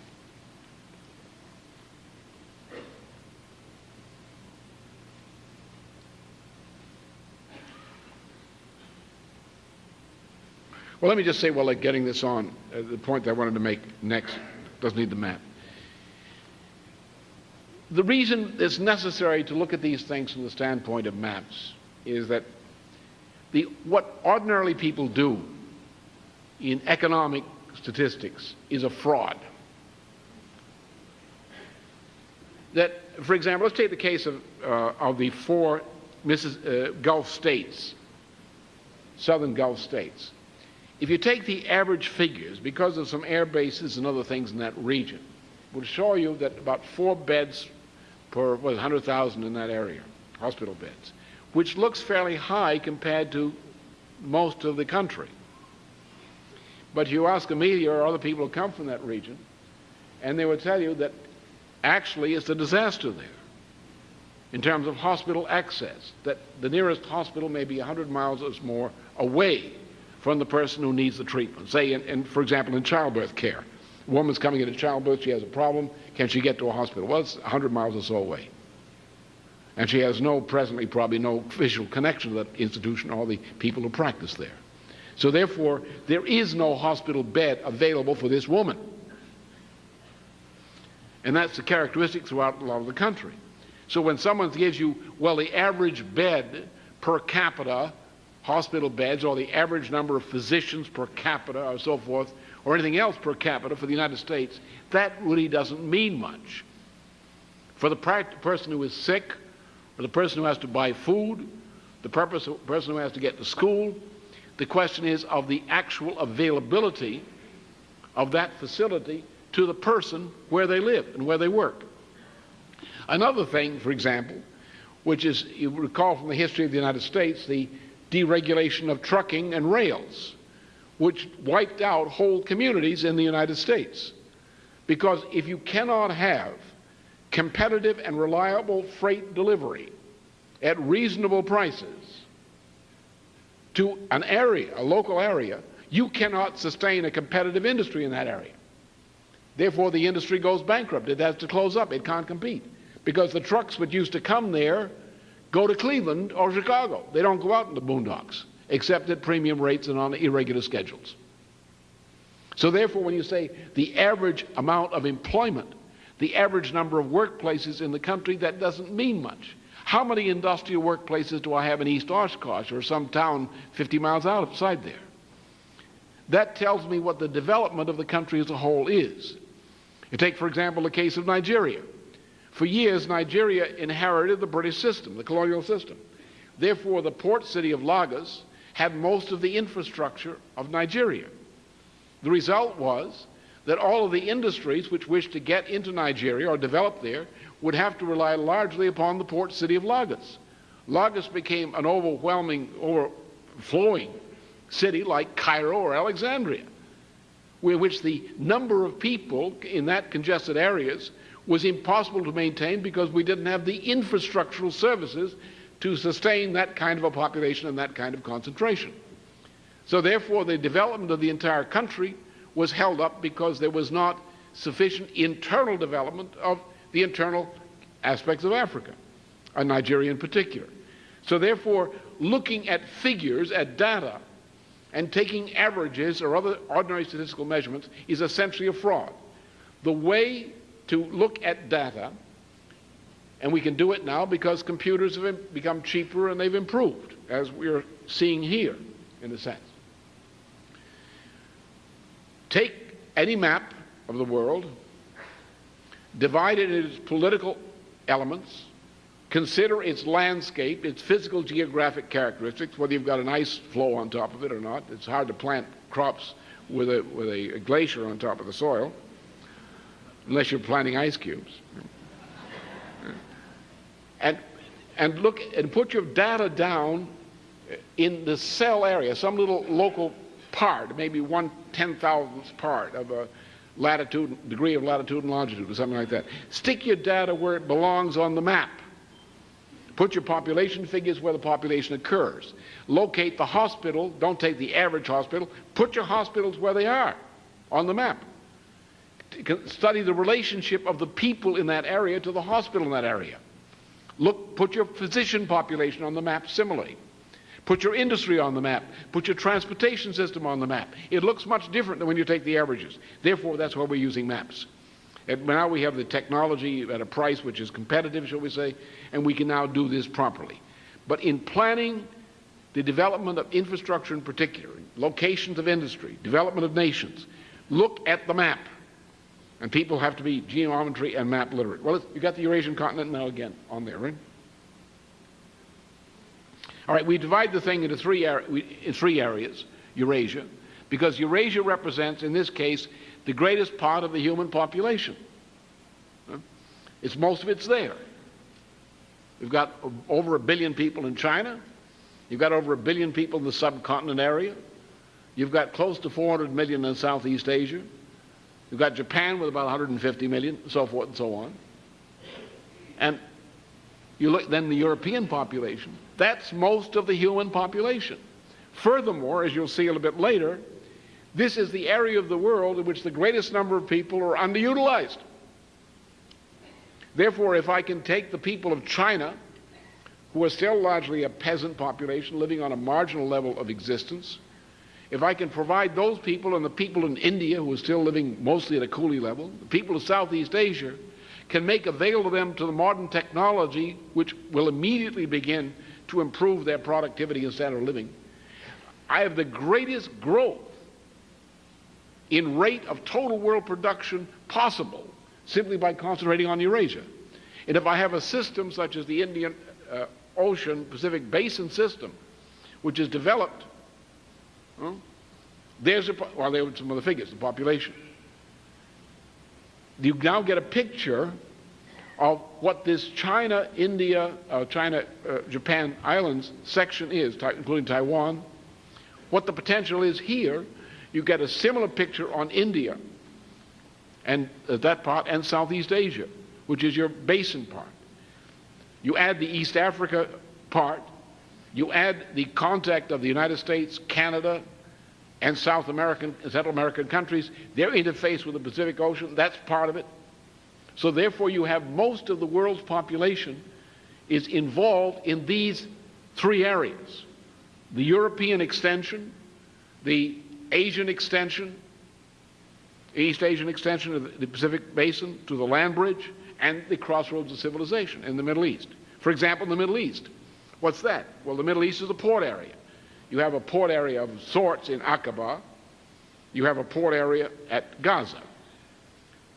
If you have a canal running from Gaza to Beersheba to dump salt water down through a tunnel into the Dead Sea to raise the water level, that canal to Beersheba is now an inland waterway which moves salt water and barges in as far as Beersheba from Gaza. If you link that canal up with a canal cut down to the Gulf of Aqaba, you now have a Red Sea, Dead Sea, Mediterranean link. If you use desalination, the canals bring the salt water to places where you want to locally desalinate for fresh water. And my proposal is to produce enough fresh water by desalination in that region to equal the current annual flow of the River Jordan. It's like adding another River Jordan to the region. And you overcome that water shortage, you put the power installations in and the transportation systems. What have you got with a couple of ports? You now have, in that area, places where ocean vessels are coming to the Mediterranean and through the Indian Ocean to a port areas where they can be serviced, as vessels often require service, and where a great number of different kinds of intermediate and semi-finished commodities are coming together in a port area. Now, if you're an enterprising man in business and you found a part of the world in which this port area is receiving a great assortment of kinds of raw materials and intermediate products and semi-finished products all in the same place, you say, well, I'm going to set up a factory there. Because there I'm having at the cheapest cost ocean freight delivered to my doorstep all the raw materials and semi-finished parts that I need to make things. So rather than have these raw materials go on, say, to Europe or someplace else to be processed there, why don't we process them here? Because when I process them here, then when I ship them further, the transportation costs are now a smaller percentile of the costs of the whole production than they are if I move them directly to Europe. You say, well, this is great economic advantage. And now we have it on the Gaza side. So that what happens is you not really put people together and given them a chance to do some economic development and cooperation in the region, but now you have created by this kind of development, you've taken desert land, you're making desert land useful land for humanity. Now the gopher-loving environmentalists may be upset about that, but I think that's a good thing. You also have created not only economy within the region, but you've created a function which is useful for the planet as a whole economically, which these people can perform for humanity generally. And thus, you've created the basis in which the Middle East does, in fact, economically function as the crossroads of civilization, as we would hope under these kinds of developments. So therefore, we have the three areas we define as primary in Eurasia. The eastern section, which has two aspects. The Asian section, which comes in with the Pacific Ocean Basin, Indian Ocean Basin, which is also connected to the European Triangle land bridge. We have in the Middle East, which is somewhat cut off from these two areas, we have the Middle East development based on the Israeli-Arab-Jordan peace agreements, which then becomes the basis for a crossroads of civilization development, which participates in world development in that way in this area. And that will get this going. Now, we divide this thing quickly into a number of zones. I'll just describe this because it has some bearing on the theory. The rest of these things which John and others have done will show up in various publications shortly and will also be available in a short period of time for those of you who are doing replays of this descriptive outline in regions in various parts of the world and in the United States. One area we call primary, and let's just go through these quickly to see what we mean by that.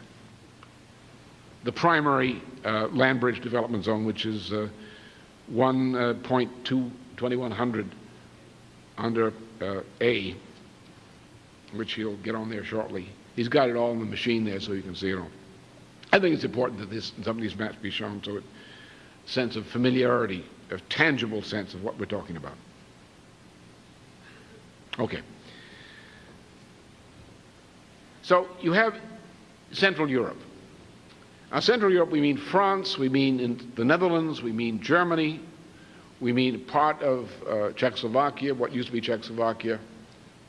That is primary. Now, that involves a triangular area from Paris to Vienna and up to Berlin approximately, whose historic significance is that, especially since the time of Charlemagne, about 800 AD, that this part of Europe has been subjected to, as you'll see in a short time, we could take it now, but it's get him out of order there. There's some problems with this. The greatest development of, first of all, canal systems. When you look at the inland waterway system, I'll give an example. Just recently, while I was in the jug, something I wanted happened. They finally completed the link of a canal system which links the Rhine to the Danube through the Main connection. And an old enemy of mine, Tacitus, who died probably of his sins, was holding it up.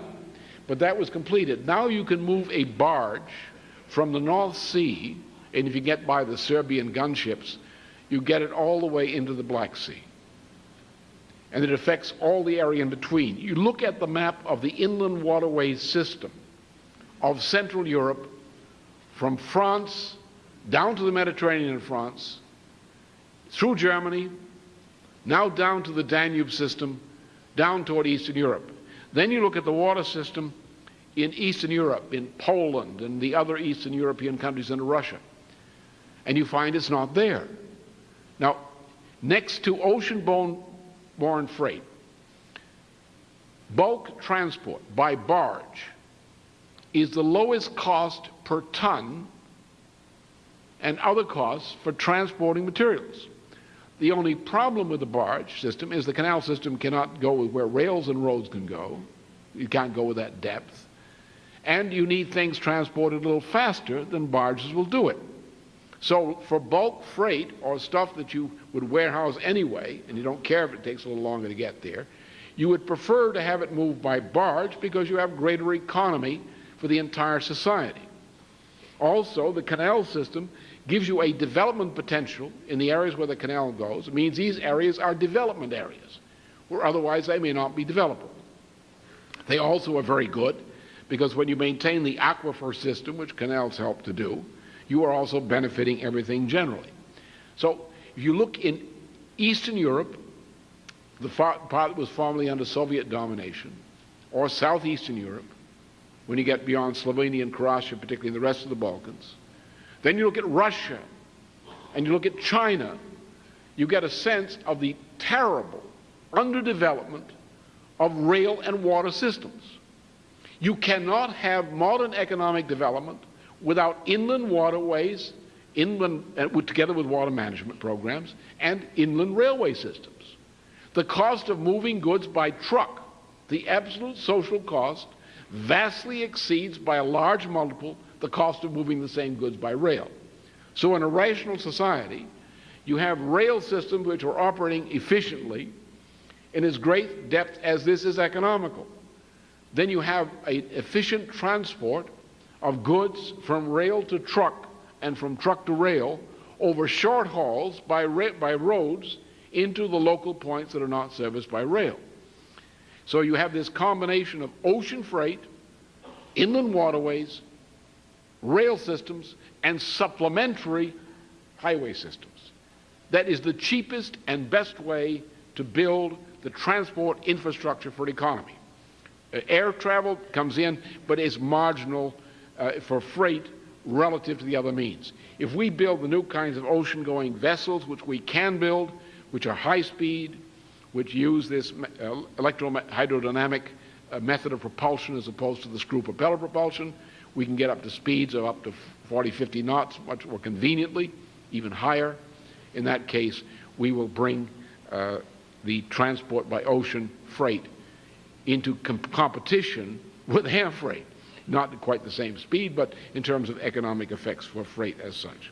So those are, now the other thing, of course, is you look at the general water development. And I think we can probably jump ahead to these statistics at this point, John, because I'm running long here. And this will just go in the publications. This will be, obviously, we've got the makings of a book report here, which you're seeing the samples of. So let's look at some of these rail, canal, and water development programs. Are they in? No, they're not. Some of them are not. Do we have the we have the physical geography, the land bridge rail development, and the that'll give some indication of it. We also have other ones which will be available. They're not in here. Okay. The 2003, huh? The land bridge development. And then on the second one on the physical geography map, just to give some indication of this. That'll be coming up in a minute. But in any case, as you map, and then there's an overlay on this of the rail development. There's another one which is more details. Oh yeah, this is coming in there, good. The red in this case, I believe, is according to my specifications, is the proposed new systems, or maybe they didn't get to that differentiation. But in any case, the depth of rail, that's that. Now, water development. Consider one of the parameters of economic growth is the increase in cubic meters or cubic feet of water required for human consumption and industry per person, per household, and per square kilometer of land area. When I say per person, I'm generally referring to labor force per capita. You can measure production in terms of per capita of the labor force. You can measure consumption of households, if you have a good demographic model, of the standard consumption of households. You measure the overall effects in terms of land area. And you get the consideration of the amount of water required by households per person and per square kilometer of land as you increase technology. And thus, without power, because the same thing happens with power, in order to have more productive people, you must increase the power available per capita of labor force, per household, and per square kilometer. For example, in the household, you may not require the television set, at least most of the time. Some people have banned it from their house in defense of their children's minds. But you do require labor-saving devices. The great point about liberation of the woman in the household who's a child rearing, has children of young age, who requires a mother present. There's no way getting around that. You just cannot. There's no way of fooling with that. What you have to do if you want to have good child rearing and you have children who are trying to cope with modern technology, you don't want the kitchen and the other routines to consume the energies and time of this woman who's a mother to these children. You want to make her work more efficient, and you do that by labor-saving devices. Now, I'm a somewhat older person, and I remember the way we used to do the laundry with one of these old machines, and we also had scrub boards too, you know. We used to boil shirts. The dress shirts were boiled in a big thing on the stove. It was a coal stove. We had an old laundry machine, which was a big tumble, looked like a big industrial device, which cranked away for a great deal of time. Hanging out the clothes, which are very heavy when they're wet, as some of you may know, particularly the sheets and so forth, is quite a strain, particularly when the wintertime comes up in New Hampshire, so forth. Yeah. Kind of an unpleasant experience. You have to go out and beat the ice off the laundry before you take it in. Yeah. So that these kinds of things are absolutely indispensable, labor-saving devices in the home. And this all involves an increase in the power consumption by the home, which is a good thing. Those people who are trying to conserve power, save on power, they're crazy. You should use power intelligently. You shouldn't run up the electric bill just to have a kick, you know. But the point is, we should be using more power because we're saving what is precious, human life. A woman who's tied up unnecessarily in doing dishes the old way or laundry the old way, that woman has a life which is being shortened by this process, and she's better giving involvement if she's a mother with those children, or if she's not, doesn't have children, she has other activities, and she's better involved doing that than being tied up with the routine of menial housework.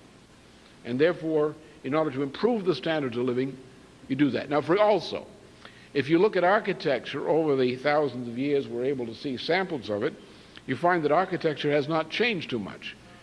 That generally it still takes two parents of the opposite sexes to produce a child. Some people have other ideas, but they're not going to work, I can tell you that. And that means that you have quarters where the parents are in one quarter. They require privacy for the children. Children require privacy of sorts to retreat, to concentrate on their projects. And therefore you would say, well, you generally need a bedroom for every child. So a child has a place to have privacy. You need functional areas in houses. When you do these things, it costs more money or costs more effort. It requires more power. And as Leibniz said in 1671 in his Society and Economy, you cannot separate the required standard of living from the level of technology and productivity of labor. You cannot pay the laborer on the basis of his being an individual person who must be supported. You must support the laborer's family, because the laborer is going to die of old age or something else, maybe overwork or underpaid. And you are going to depend to keep society going on his children.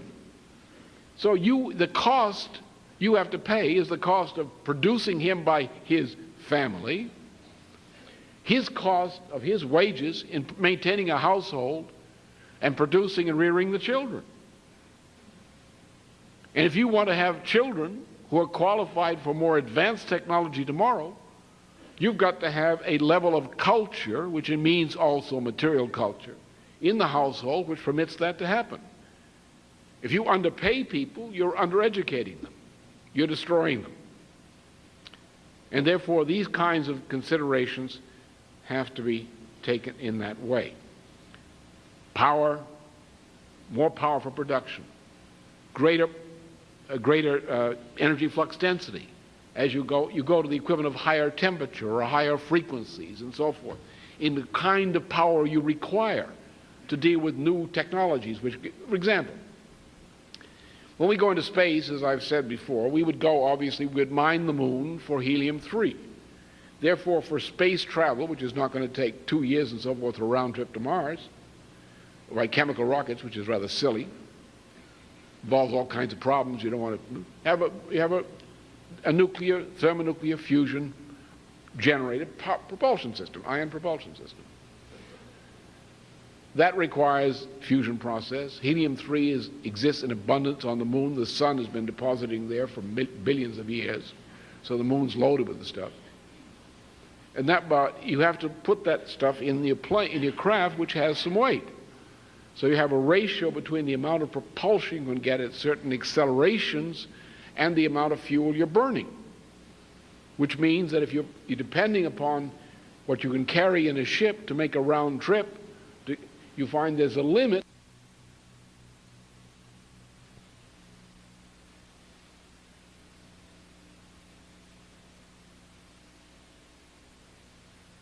The laboratory for a long time.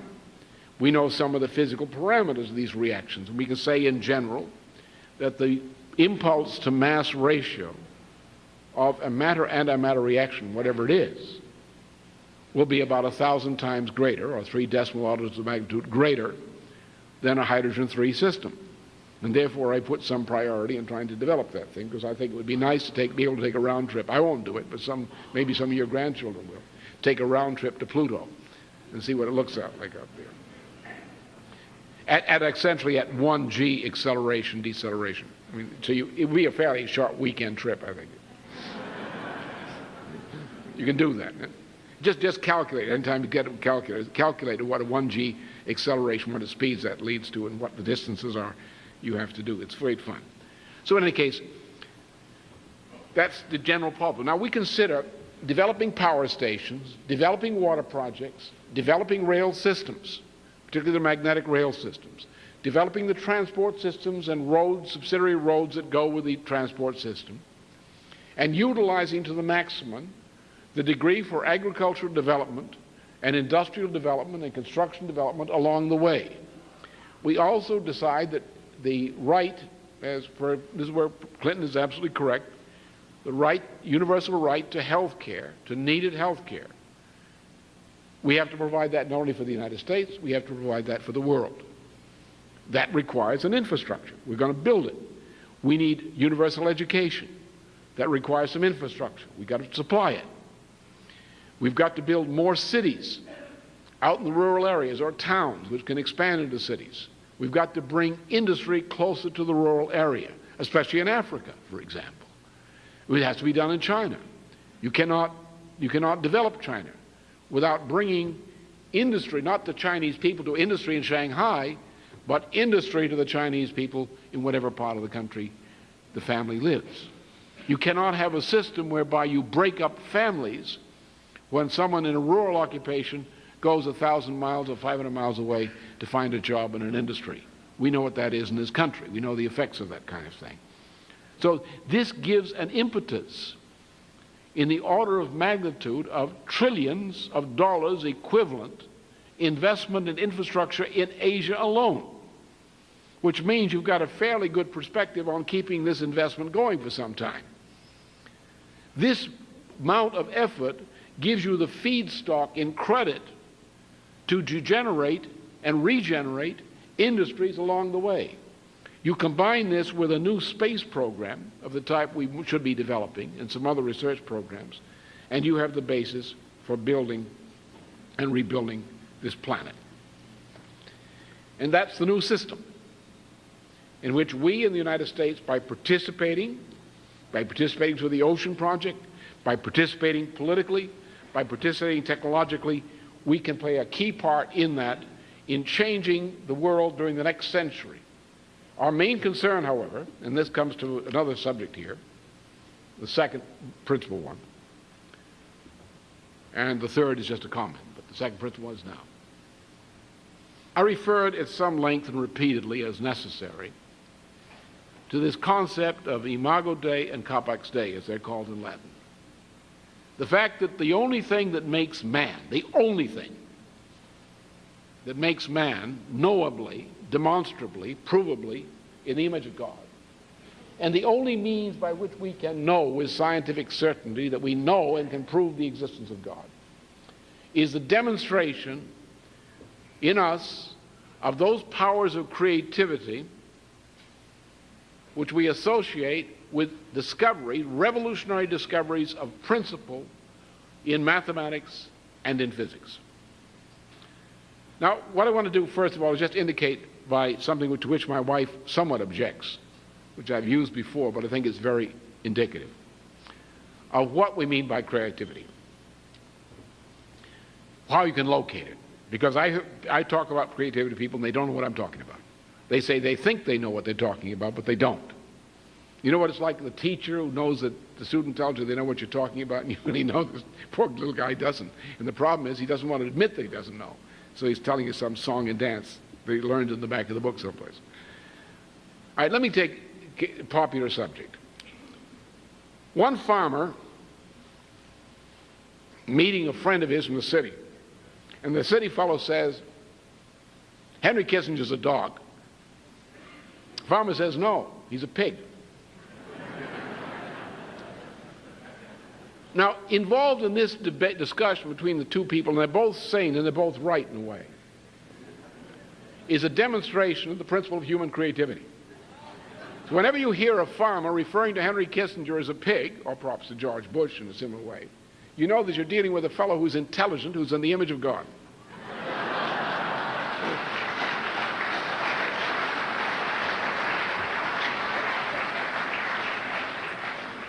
You can imagine a pig saying to a dog, no, Henry Kissinger's a dog, I'm a pig.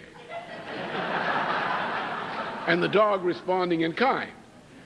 But you know, pigs and dogs can't do that because they're not imago Dei. What's the point is, we know the person who's saying Henry Kissinger is a pig, and we understand exactly what he's saying.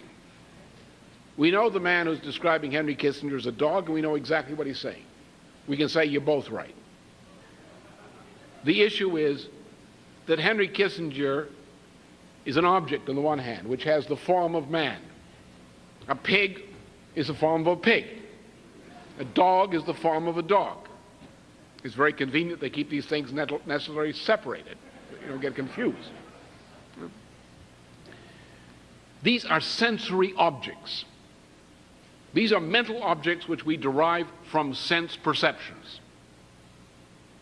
When we come to the idea that Henry Kissinger is a pig, we have gone to a higher level of thought.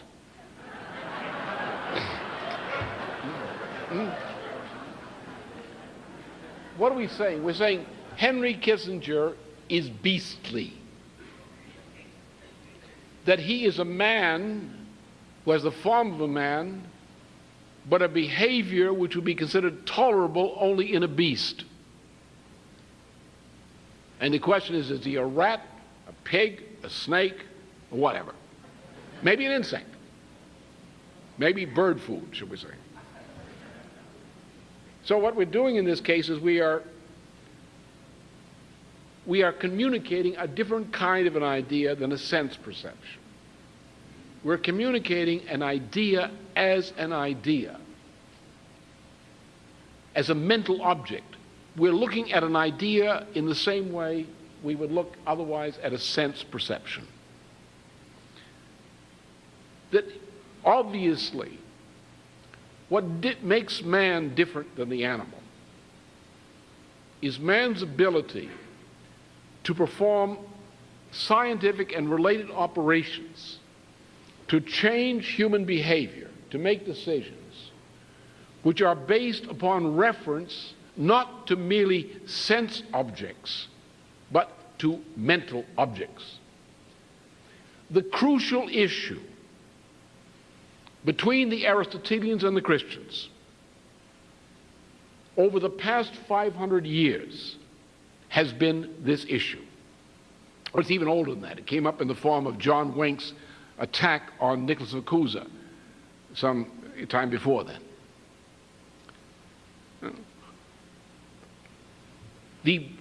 Beginning with people like Francesco Zorzi, the student of Pomponazzi, people like that, and Galileo, and Bacon, Francis Bacon explicitly, and all of the empiricists and all of the radical empiricists.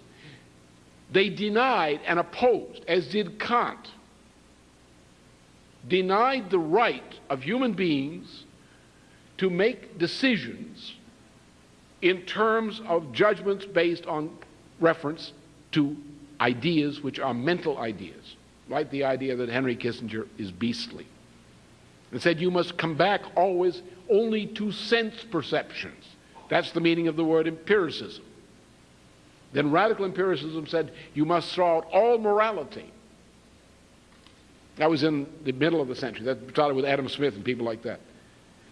You must throw out all moral considerations. You can't have moral considerations. You can only have, as Aristotle says, not moral considerations. You are not allowed to have them. You can have only ethical considerations.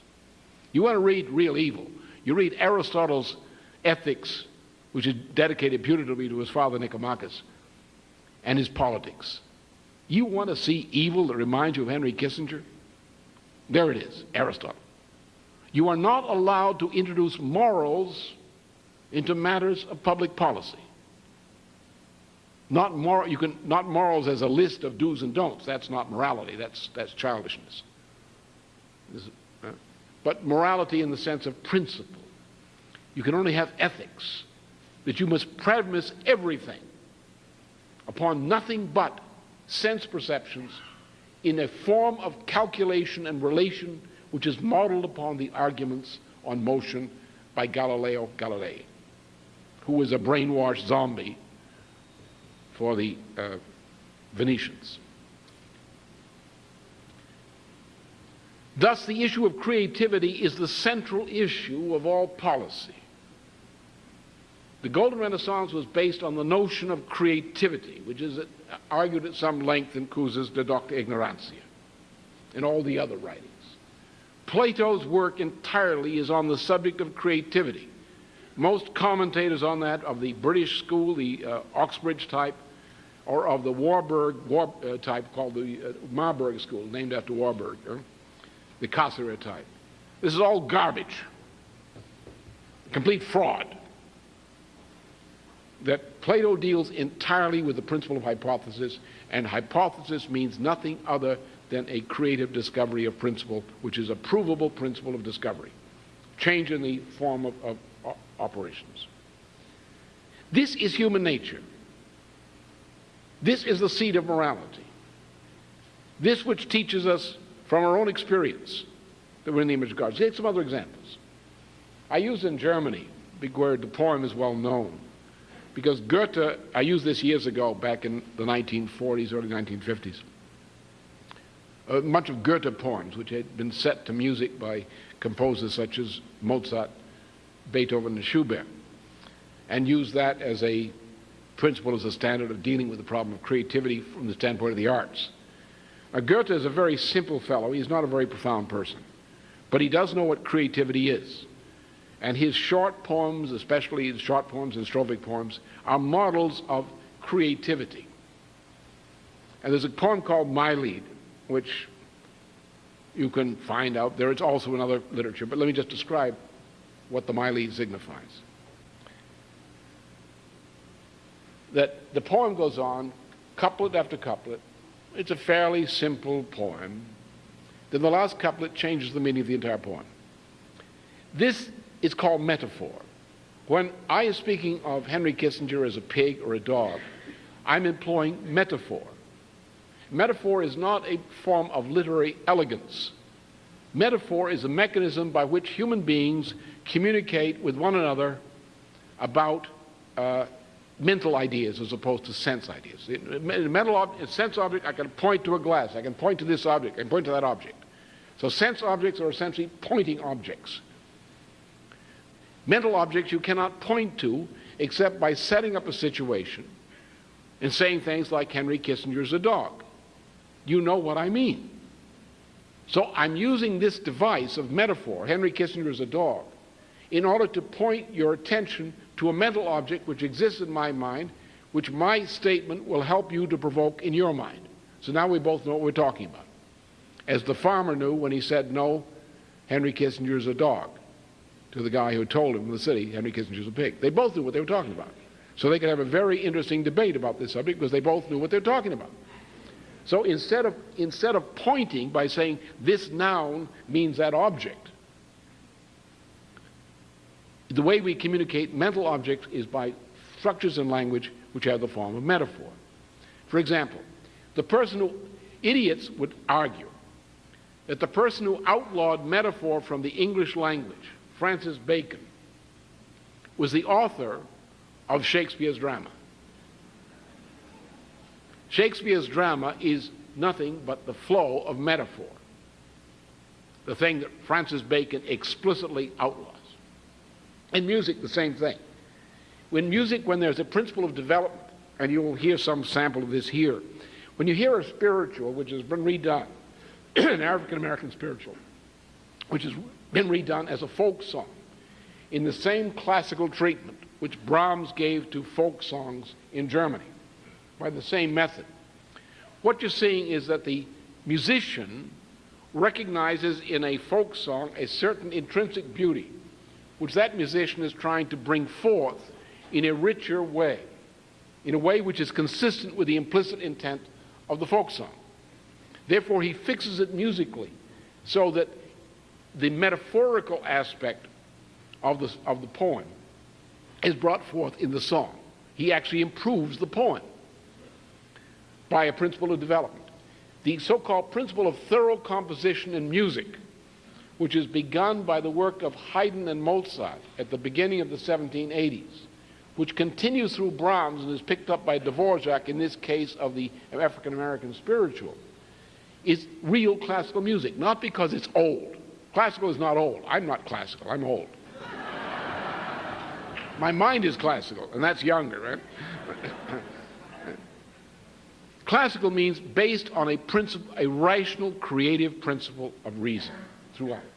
So that from the beginning to the end of a composition, there is a coherence, so that when the thing ends, if you know the composition, you realize it must end just at that point. The statement has been made.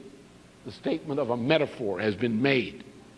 In drama, take the case of any Shakespeare drama, or as Schiller analyzes drama in particular, including his own, the notion of Punktensalienz, which Helga's been trying to teach people for years, is that at the point of a Punktensalienz, the irony of a tragedy has been presented, just as I presented the irony of the 650 or 550-year tragedy, which is the death of this civilization.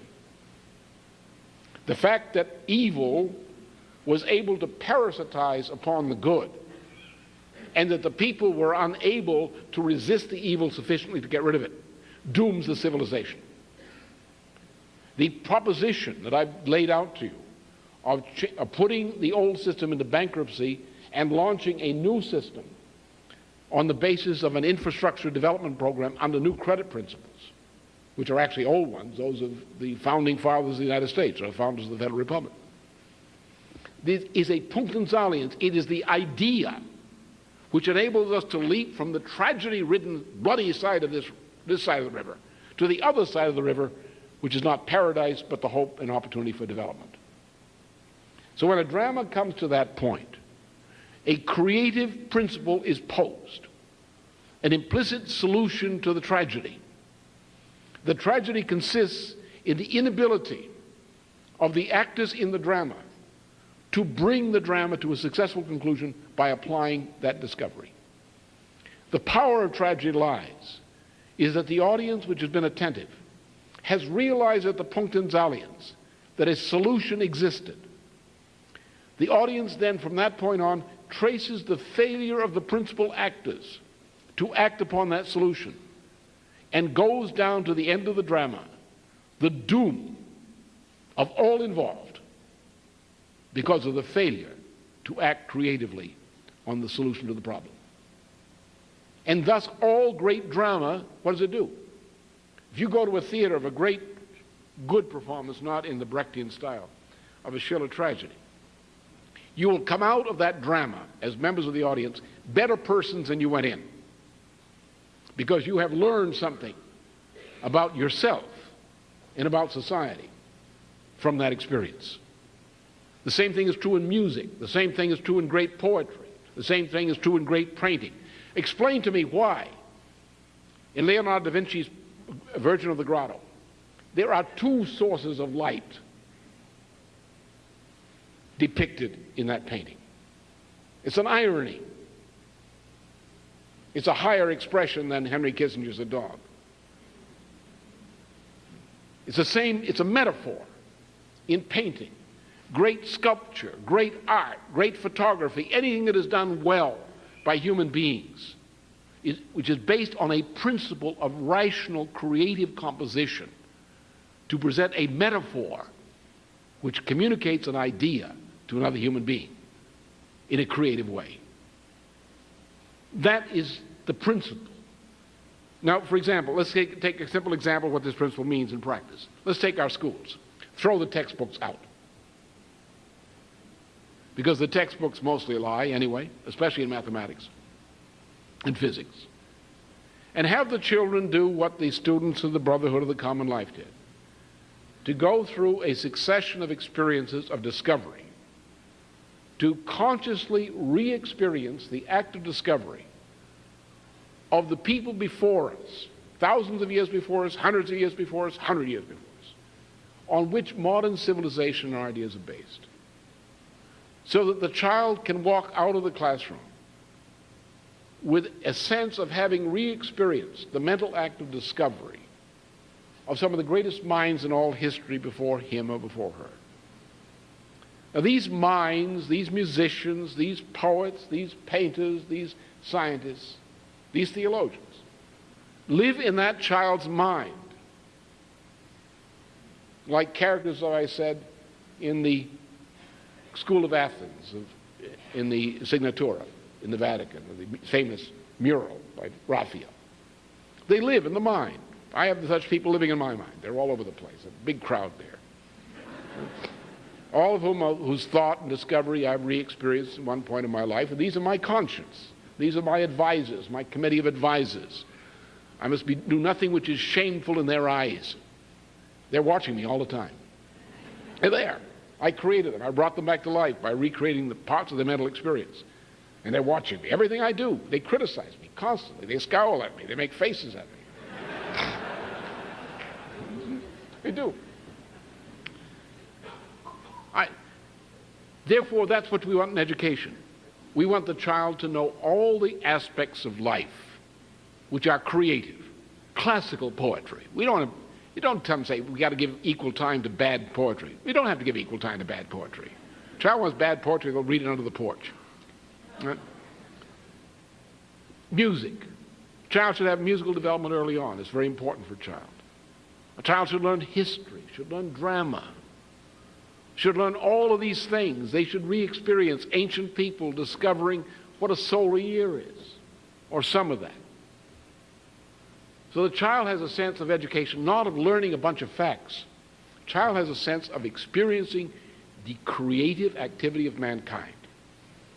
A child is living in the sense of man in the image of God, which man reveals himself to be only when he's being creative or loving in that special way that brings tears of joy to the eyes.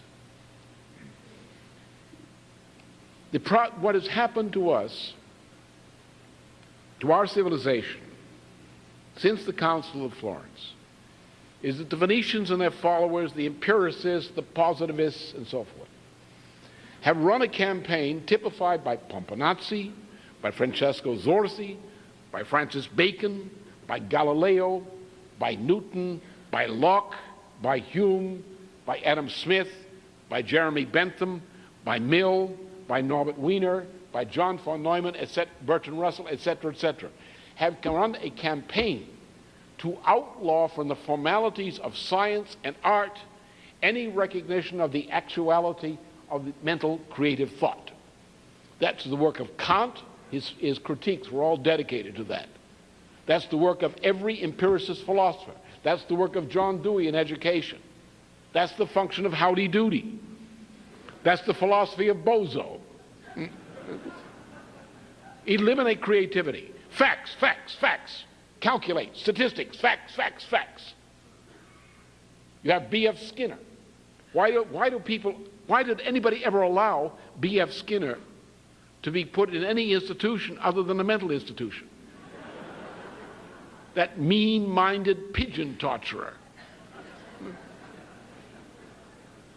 Why do they allow Watson to be treated? Why do they allow that man who doesn't even know what his own sexuality was, Sigmund Freud, to be treated as an authority? Why these frauds?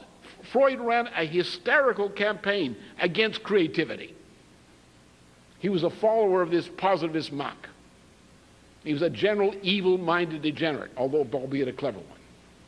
Why do we allow this psychoanalysis to be treated seriously? It's garbage. Yes, some of it's very clever, and you should know about it if you're going to be serious about how things work in the society. But it's garbage. It's evil. It destroys people. We have a cat out there who Doug refers to as the psychiatrist. He calls him Dr. Schwartz, the psychiatrist. Cat's the best psychoanalyst I've ever seen.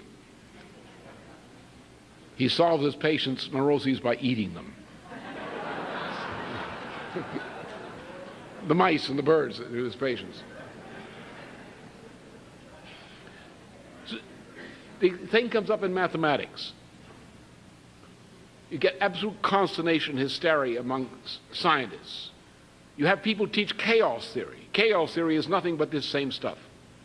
The systematic denial of the existence of the act of creativity. The creative act which enables someone to recognize a conspiracy where one exists, or to recognize that Henry Kissinger's a pig. What we are going to do, I propose, is we're going to do something in the coming years as a continuation of what we're doing now, which will be one of the greatest acts in all history.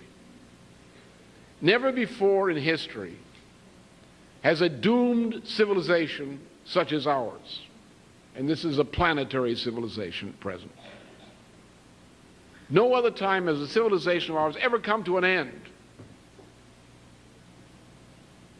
without being taken over either by a dark age of some decades or centuries or by conquest.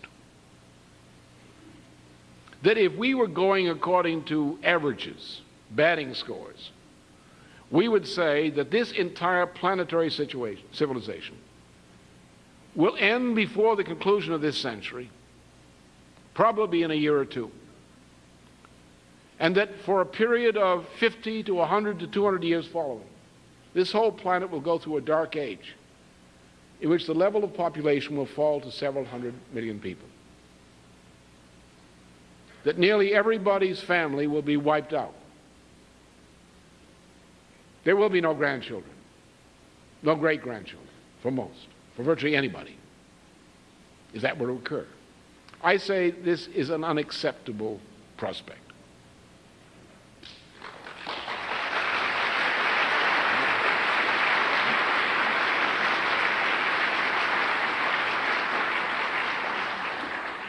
And therefore, what we're going to do is we're going to do what has been hitherto impossible. And the way to do it is clearly before us, as I've described it somewhat today. We are going to build a bridge from hell into purgatory.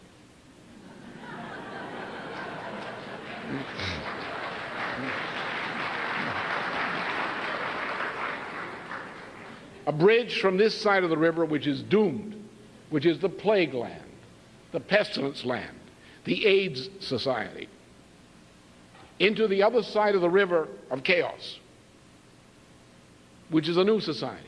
Not a perfect society, but a new one. And we're going to do immediately, without missing a step. The way we're going to do it is by campaigning on the basis of the organization which has been mobilized to stop the Cairo conference.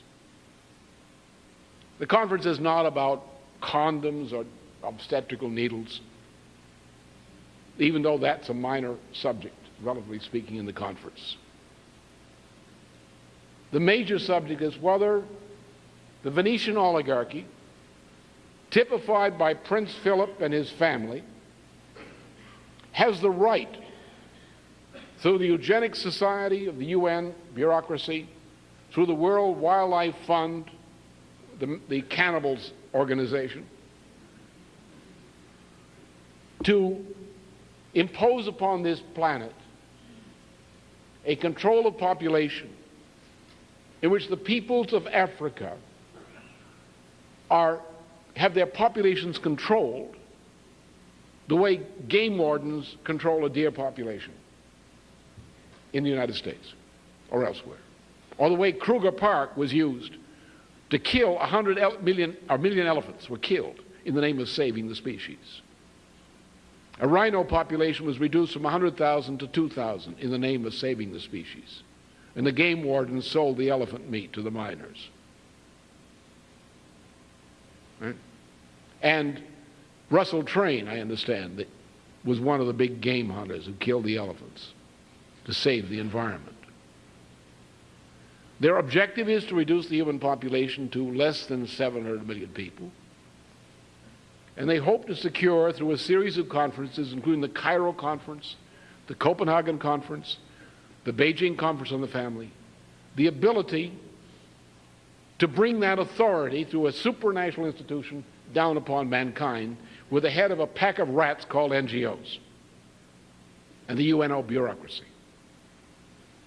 There has been a global resistance to that.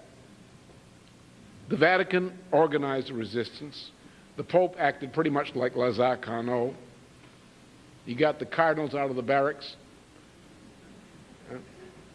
and got the bishops over the other side of the river before morning. And so the Catholic Church as a whole with many parts with great reluctance. They'd much rather talk about condoms and needles than they would about fighting the Cairo Conference, or fighting the UN. He mobilized them. We, with our friends, work with other sections of society, including the work we've been doing with the Arab world and the Islamic world generally. To help get the message across to them, the Vatican had its own diplomacy, in a sense, with the Islamic countries, as we know in the case of Sudan, in the case of the Middle East, work trying to get peace there. So the Islamic countries began to line up against the Cairo Conference with the Vatican, with us. We've been attacked savagely by all the worst freaks and madmen of society, such as Conor Cruz O'Brien, because we're opposing this abomination.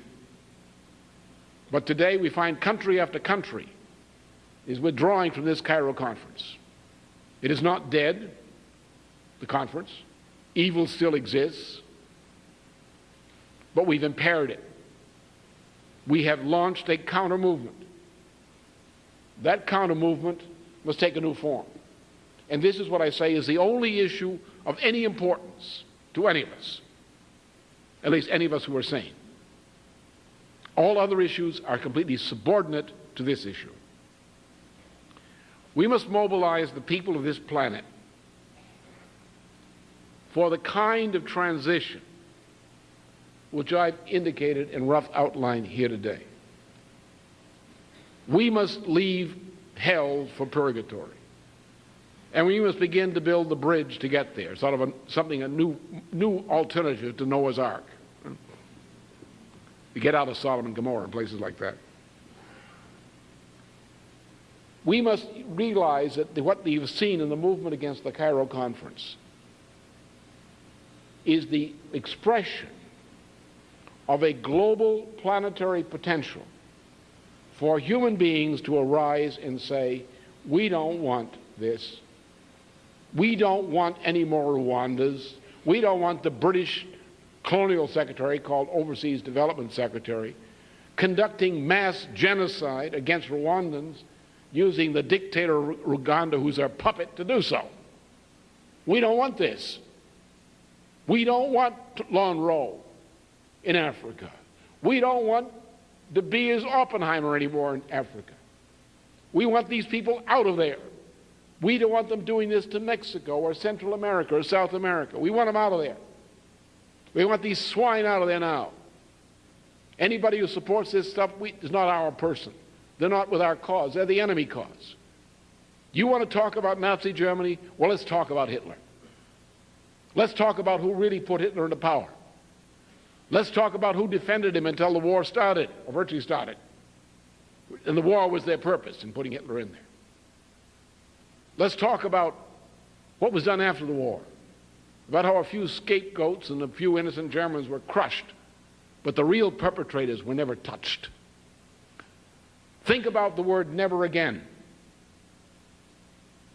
which became a bad joke because nobody ever stopped the people who were prepared to do it again on a larger scale.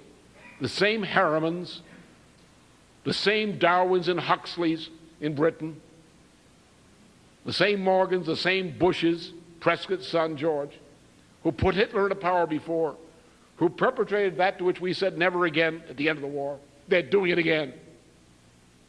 And they have a lot of people lined up behind them to support them in these ventures. As you can read in any newspaper or see whenever you see Jane Fonda on the television screen. They're the other side. That is the enemy. Those are people who've gone over to the enemy. We don't wish to hurt them in any way, unnecessarily, but they're the enemy. And more important, what they represent, their ideas are the enemy. And we see in the Cairo Conference, in the projected Copenhagen Conference, in the projected Beijing Conference, we see the threat to perpetrate something upon the human race which makes the Hitler event seems mild by comparison. There is a mood in this world, as we've seen against the Cairo Conference, not only to stop that evil, but to say there has to be an alternative. And our job is to make that alternative clear and get people mobilized to start to build that bridge.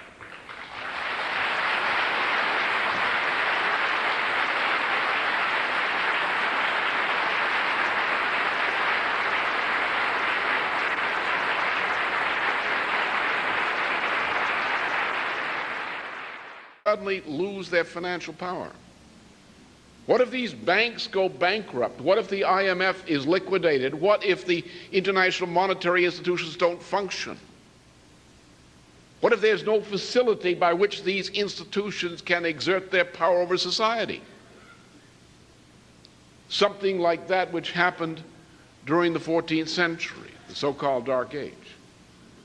Well, the problem was that at that time, there was no agency which was capable of picking up the power when the Venetians temporarily lost it. But what did happen is through formations like the Brotherhood of the Common Life and other formations, the great development occurred, starting on a small scale, but developing to create geniuses, and that's what the Brotherhood of the Common Life did. It produced geniuses. That method of education, which is called the classical humanist method of education, which is echoed by the teachings of Schiller on education, by the Humboldt policy in Germany, which unfortunately was limited to a few geniuses like Helga. More Germans had had that kind of education, we'd been in better shape, as Helga approves. But that principle produces geniuses. And if we had an education system based on those principles today, we'd be producing nothing but mainly geniuses all over the world, which is one of my little ambitions. I think that would be great fun.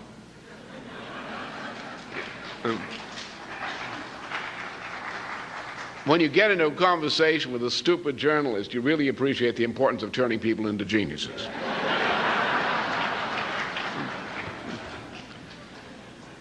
So, in 1440, as a result of this process of the accumulation of geniuses, typified by the man who was unquestionably the greatest genius of the 15th century, Nicholas of Cusa, who was approached only by Leonardo da Vinci, who was the second greatest genius of that century.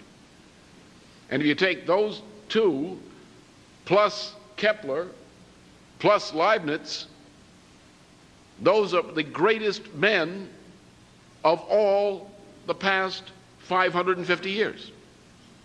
The greatest minds, the greatest intellects, nobody can match these intellects. And Cusa was probably the greatest of them. Sure, people advanced beyond him, but they couldn't have advanced beyond him without starting from him, as Leonardo da Vinci did, in particular. And Kepler would have been impossible without Cusa and Leonardo da Vinci. And Leibniz would have been impossible without Kepler, Leonardo da Vinci, and so forth. So in 1440, these people, this handful of geniuses, typified by Cusa and his friend who later became Pope Pius II, Piccolomini, and others, convened to organize in a way which was similar to what I did with the SDI. Same method. And people who want to understand what could read that, could study the work of Cusa and his friends and study how we got to the SDI, how that happened. Wasn't implemented, but it was a very important thing that it did happen. It changed the shape of history.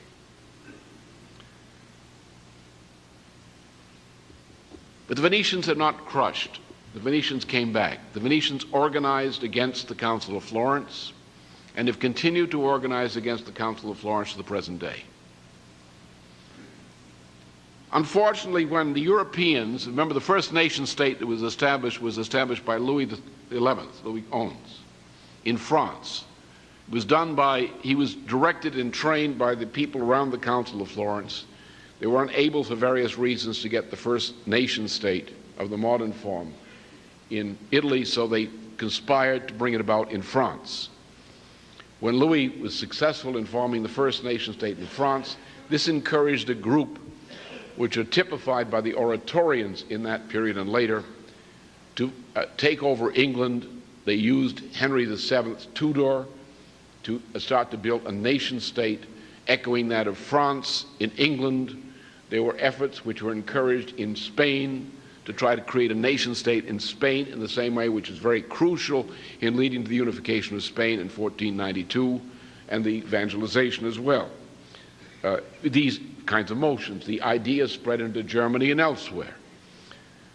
Now, the characteristic of this revolution of nation state, as in the case of Louis XI, for example, the national income per capita of France doubled during the decades of the reign of Louis XI. The characteristic of the Renaissance, the idea of the nation state, the elevation of the individual, the proliferation of science and technology and new methods of education, of public works, of revolutionizing away from traditional cultures and into new forms of higher culture. This increased the power of man and society. So that at first the Venetians during the 16th century, after escaping from being destroyed by the nations as by corrupting some of the allies of the League of Cambrai to fight against each other, including a pope, participated in the benefits of that power. But the mass of humanity lived in a condition which was slightly better than that of slavery, if not slavery. Respect for human life was non-existent. The existence of the death penalty is an example of this. Killing people over political issues, killing people who were in your victim, not fighting wars, that's a different matter, but killing people who were within your power by deliberate calculation, the thing we call today the death penalty. That piece of barbarism, that bestiality existed and was prevalent. All kinds of people could exert the death penalty. Country squires could exert the death penalty. You know what an English country squire is. It's a pretty low form of life. Suddenly the dignity of man, not the simple Latin word, imago Dei, that existed for a long time, but very few people who used the word understood it. They didn't understand it to mean creativity. They didn't know what creativity was. And there's another word, Latin phrase that goes with that, capax Dei, the ability to participate in God, which is to participate in the nature of God as the creator through man's ability to create. As we see in classical art forms, as we see in scientific progress, not science, not formal science, not mathematics as a formal mathematics, but as scientific progress, a succession of fundamental discoveries. As a result of that, there was set into motion in Europe, through evangelization and other methods throughout the planet, there was set into motion a fundamental change in mankind around the ideas of the modern nation state. Not everywhere successful, but the idea was there. And the right of people to be individuals, to be sacred in the eyes of God by virtue of that which makes them human individuals. The right to their life not taken away by the caprice of some fool with too much power. And the power and right and obligation to change culture, to change the way we live, to break with traditional culture, to free ourselves from the bestiality of what was known as traditional culture up until the time of the Renaissance. As a result of that, mankind has risen to over 5.3 billion people on this planet today. And in general, up until a recent time, the average condition of life on this planet, of nearly every individual on this planet, was far better than the average condition of mankind throughout this planet in 1400 AD. So on the one side, European civilization, modern European civilization, which began in the year 1440 at the Council of Florence, the most revolutionary, most important event, the pinnacle of all human achievement up to this point, since that time, has been to increase man's power over nature, to create institutions which, if applied give us unlimited ability to deal and master the material problems of existence and of cultural existence and of dignity of man throughout this planet. However, that was not the whole story. The other side of the story was this. From over the course of the 12th and 13th century into the 14th century, a form of evil which is directly traced by the Venetians themselves to the ancient Canaanite city of Tyre had arisen to great power in the north of the Adriatic Sea, the city of Venice, which has been in recent time, until he moved to London, the residence of Satan on earth.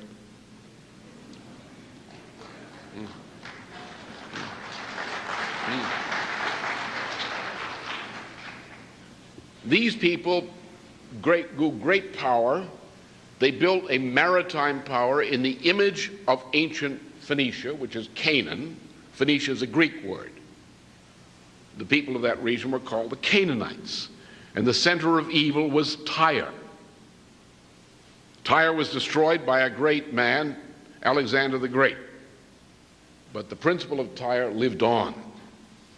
And it came through the Roman Empire, it came to reside in Venice.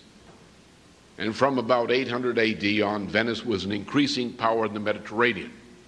It became a great sea power, which became a dictatorship over the Mediterranean over the period from the course of the 12th century into the beginning of the 13th century with the so-called Fourth Crusade. And I can tell you all the crusades were frauds. They were all run by the Venetians.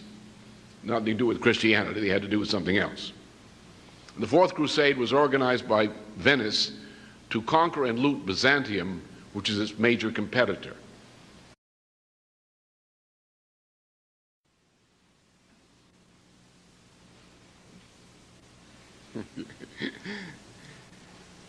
Today is what I'm going to do should not be properly classified as an address, but as a long briefing.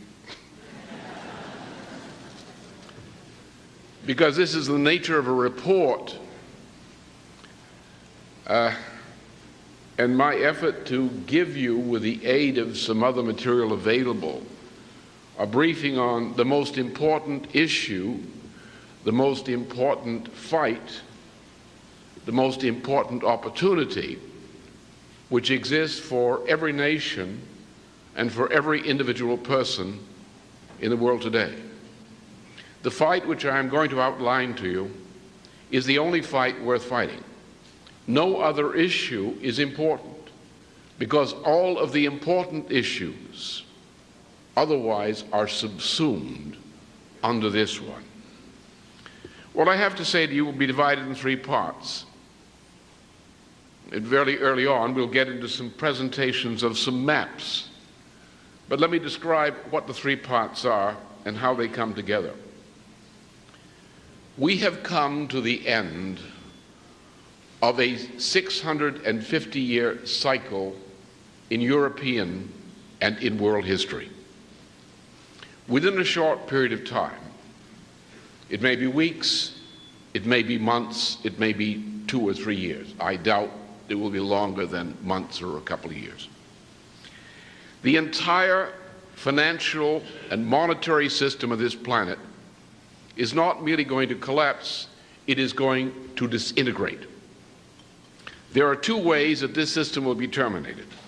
One, if the governments come to their senses, then either now or at some other point soon, the governments of the world will put the central banks, the international financial institutions, and the leading financial institutions, as well as monetary agencies of this planet, into bankruptcy reorganization. Every financial and monetary institution of this planet is presently bankrupt, and they're cheating and trying to keep the system going, but the entire system is bankrupt. Now, if they do not have the guts to do this, as most of them now do not, then we will come to a point of disintegration. Not a collapse, Not in 1929, not in 1931, but a disintegration of a monetary system. By disintegration, I mean a process which is like a chemical explosion, but this one will resemble more a thermonuclear explosion of some 100 megatons.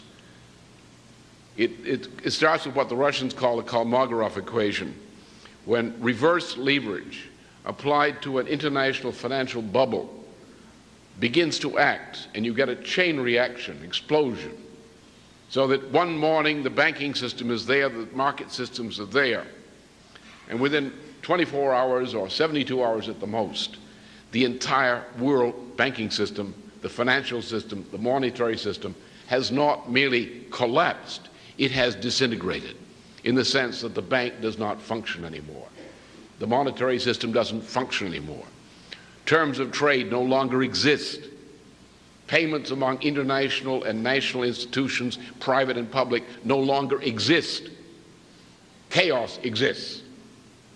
And if governments do not, at that moment or earlier, respond to this to create a new international credit system, a new international monetary system, then the world goes into chaos. In the alternative, should the Cairo Conference, which I believe has now been essentially defeated, at least in its initial purpose, should the forces behind the Cairo Conference succeed in establishing world government, should Bill Clinton be overthrown or sent to prison or something, or forced to resign in the United States, for example, then in that case, the world will go into a new dark age, from which the world population will probably shrink to considerably less than 1 billion people. Let me just indicate what the problem is. Prior to the Golden Renaissance, specifically the year AD 1440, the Council on Florence, the most important event in all preceding history immediately preceding this one, the most important event globally, the outstanding event with which nothing since compares in terms of its benefit to humanity, in terms of its unprecedented impact, is the 1439-1440 Council of Florence, at which new institutions were established. The idea of the nation-state. The nation-state idea did not exist prior to the Council of Florence. The ideas of law that existed were not those of the nation-state, but of empire, of allegiances of families. The idea of nation existed, but not nation-state. Also, this idea in the Latin Empire in Byzantium was set up from 1204 to 1261, when a fellow called Michael Paleog overthrew it on behalf of the Greeks. But Venice became a great looting power. It crushed every element of civilization. It imposed evil cults. It spread the cult of Aristotle throughout the Mediterranean and other cults.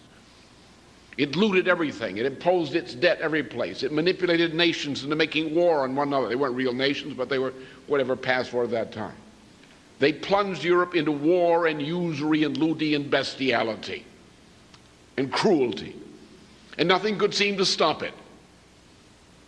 The political institutions of Europe collapsed at about 1250, or over the period 1250 to 1267, in a series of wars.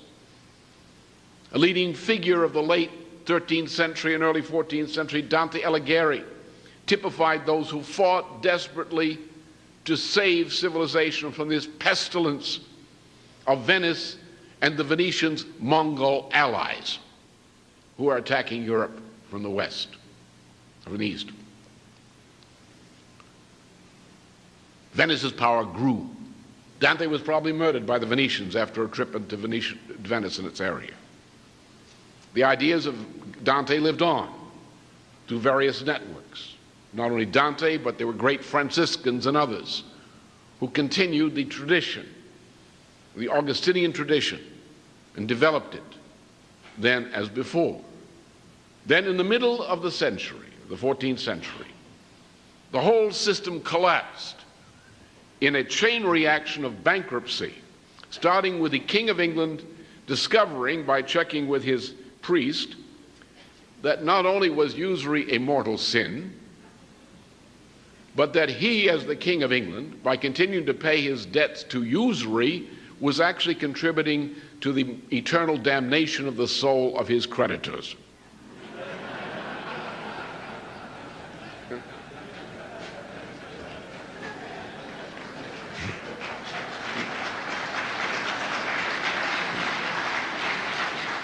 So the King of England repudiated his debts to the houses of Bardi and Peruzzi, which were Florentine-based, but they were key bankers of the period, who had looted every part of Europe through this bank. It's very much like the IMF conditionalities today.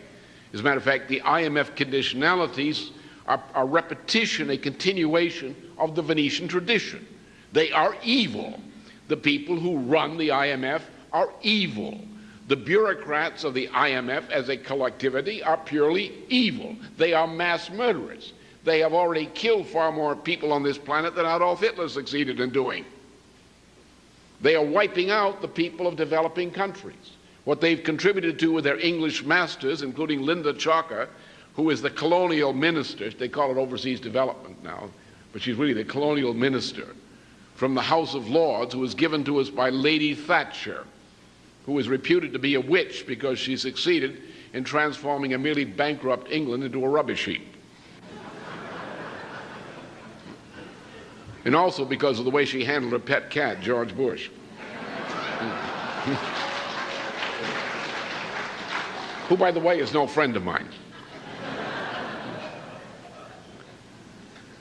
So these people were crushed, and their political power was crushed by their bankruptcy. There's an analogy today. I'm not Plutarch, and I'm not a priest of the cult of Apollo, as he was. But comparisons are sometimes permitted.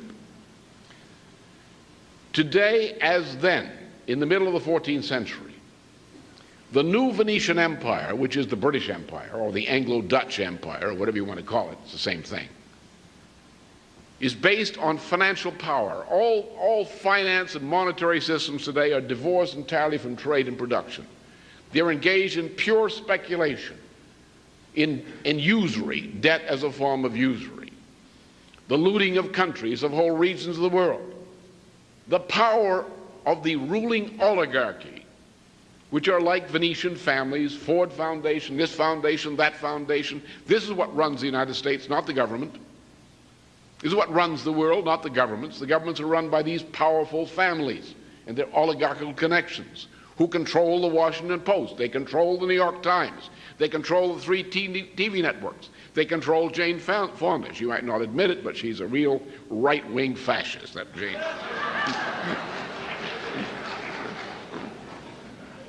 They are looting the world.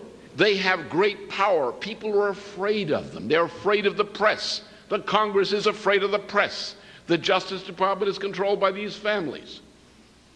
Everything is rotten is controlled by these families. People say, be smart, don't get into trouble. Don't attack them. Don't attack the Queen of England. How can you not attack her? She's killing all those people. You're going to keep quiet about it? What, are you going to involve in misprision of a felony by not attacking the Queen of England?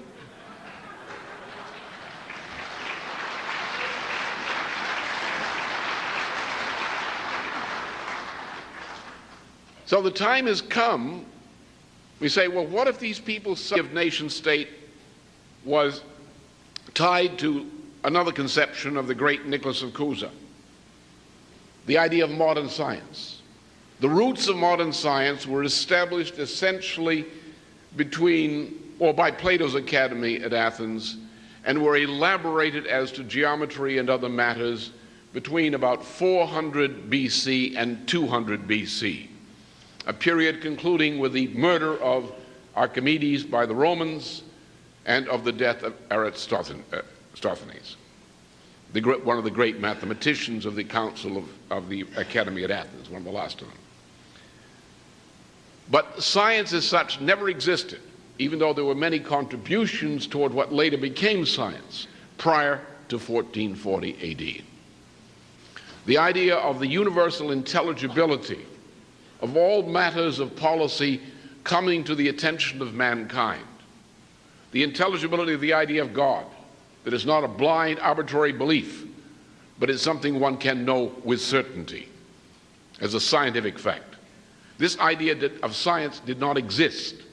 Furthermore, the conception of man, that man exists by virtue only of his creative ability. In other words, that the thing which makes man in the image of God is solely one thing. Only one thing is known to man which can show us that man as the individual person is the image of God. And that is the ability of the individual to make fundamental discoveries which are valid, such as those which are fundamental scientific discoveries, such as one made by Cusa, particularly at that time, in the field of geometry. That only the ability to make those kind of axiomatic revolutionary discoveries which defy all formal logic as a knowable method of discovery. The universality of this is what makes man in the image of God as creator. Not God as an image, but God as the creator. And that man alone, through man's ability to transform the circumstances of man's practice and to transform nature, that man, unlike any other living species in this universe, has shown the capability to make technological changes and cultural changes which increase man's power per capita and per square kilometer over this planet and over the universe as a whole. That man is the only species that can increase the quality and character of its own existence, and it can increase the potential population density of the species. No animal can do this. Man does this only by one quality. That quality of mind which is shown in classical poetry, in the classical music from Haydn and Mozart through Brahms and so forth, in great classical dramas such as that of Aeschylus or Marlowe or Cervantes, Don Quixote, or Shakespeare or Schiller. In these fields of art, of classical art, not dumb art, not rock music, not that garbage, but classical art forms, which all involve the use of a creative principle and evoking a sense of the creative principle within audiences for art and performers within art. But these things, together with the ability to make fundamental scientific discoveries which defy all formal logic, which defy syllogisms. Man who believes in a syllogism is not in the image of God. Only when man believes in his own creativity is he able to recognize that part in himself as an individual, which is in the image of God. Now this idea, which is old, of man in the image of God, you find it reflected in Plato's time. You find it, the embodiment of this in Christianity. You find it, as Philo of Alexandria said in reading the first chapter of the first book of Moses, which we call Genesis, that man is made in the image of God by virtue of that power which gives him dominion over the earth and over all species within it. This is the idea of Augustinian Christianity, and this was, in 1440, an idea of Western European Christianity, where there was a brief unity between the Greek or the Eastern Rite and the Latin Rite. This was the genius of Christianity finally, for the first time, embodied in the notion of the modern nation state. Prior to that time, the highest level of population ever achieved on this planet was several 100 million people. In all human existence, prior to the Golden Renaissance, prior to the Council of Florence in 1440, all human existence could not struggle above a level of several 100 million people. And most of those people were very miserable. 95 to 98% of the human population lived in very primitive, crude agriculture. The difference between the man and the beast was a very slight one in daily practice. A few privileged families had great power, and their hangers-on participated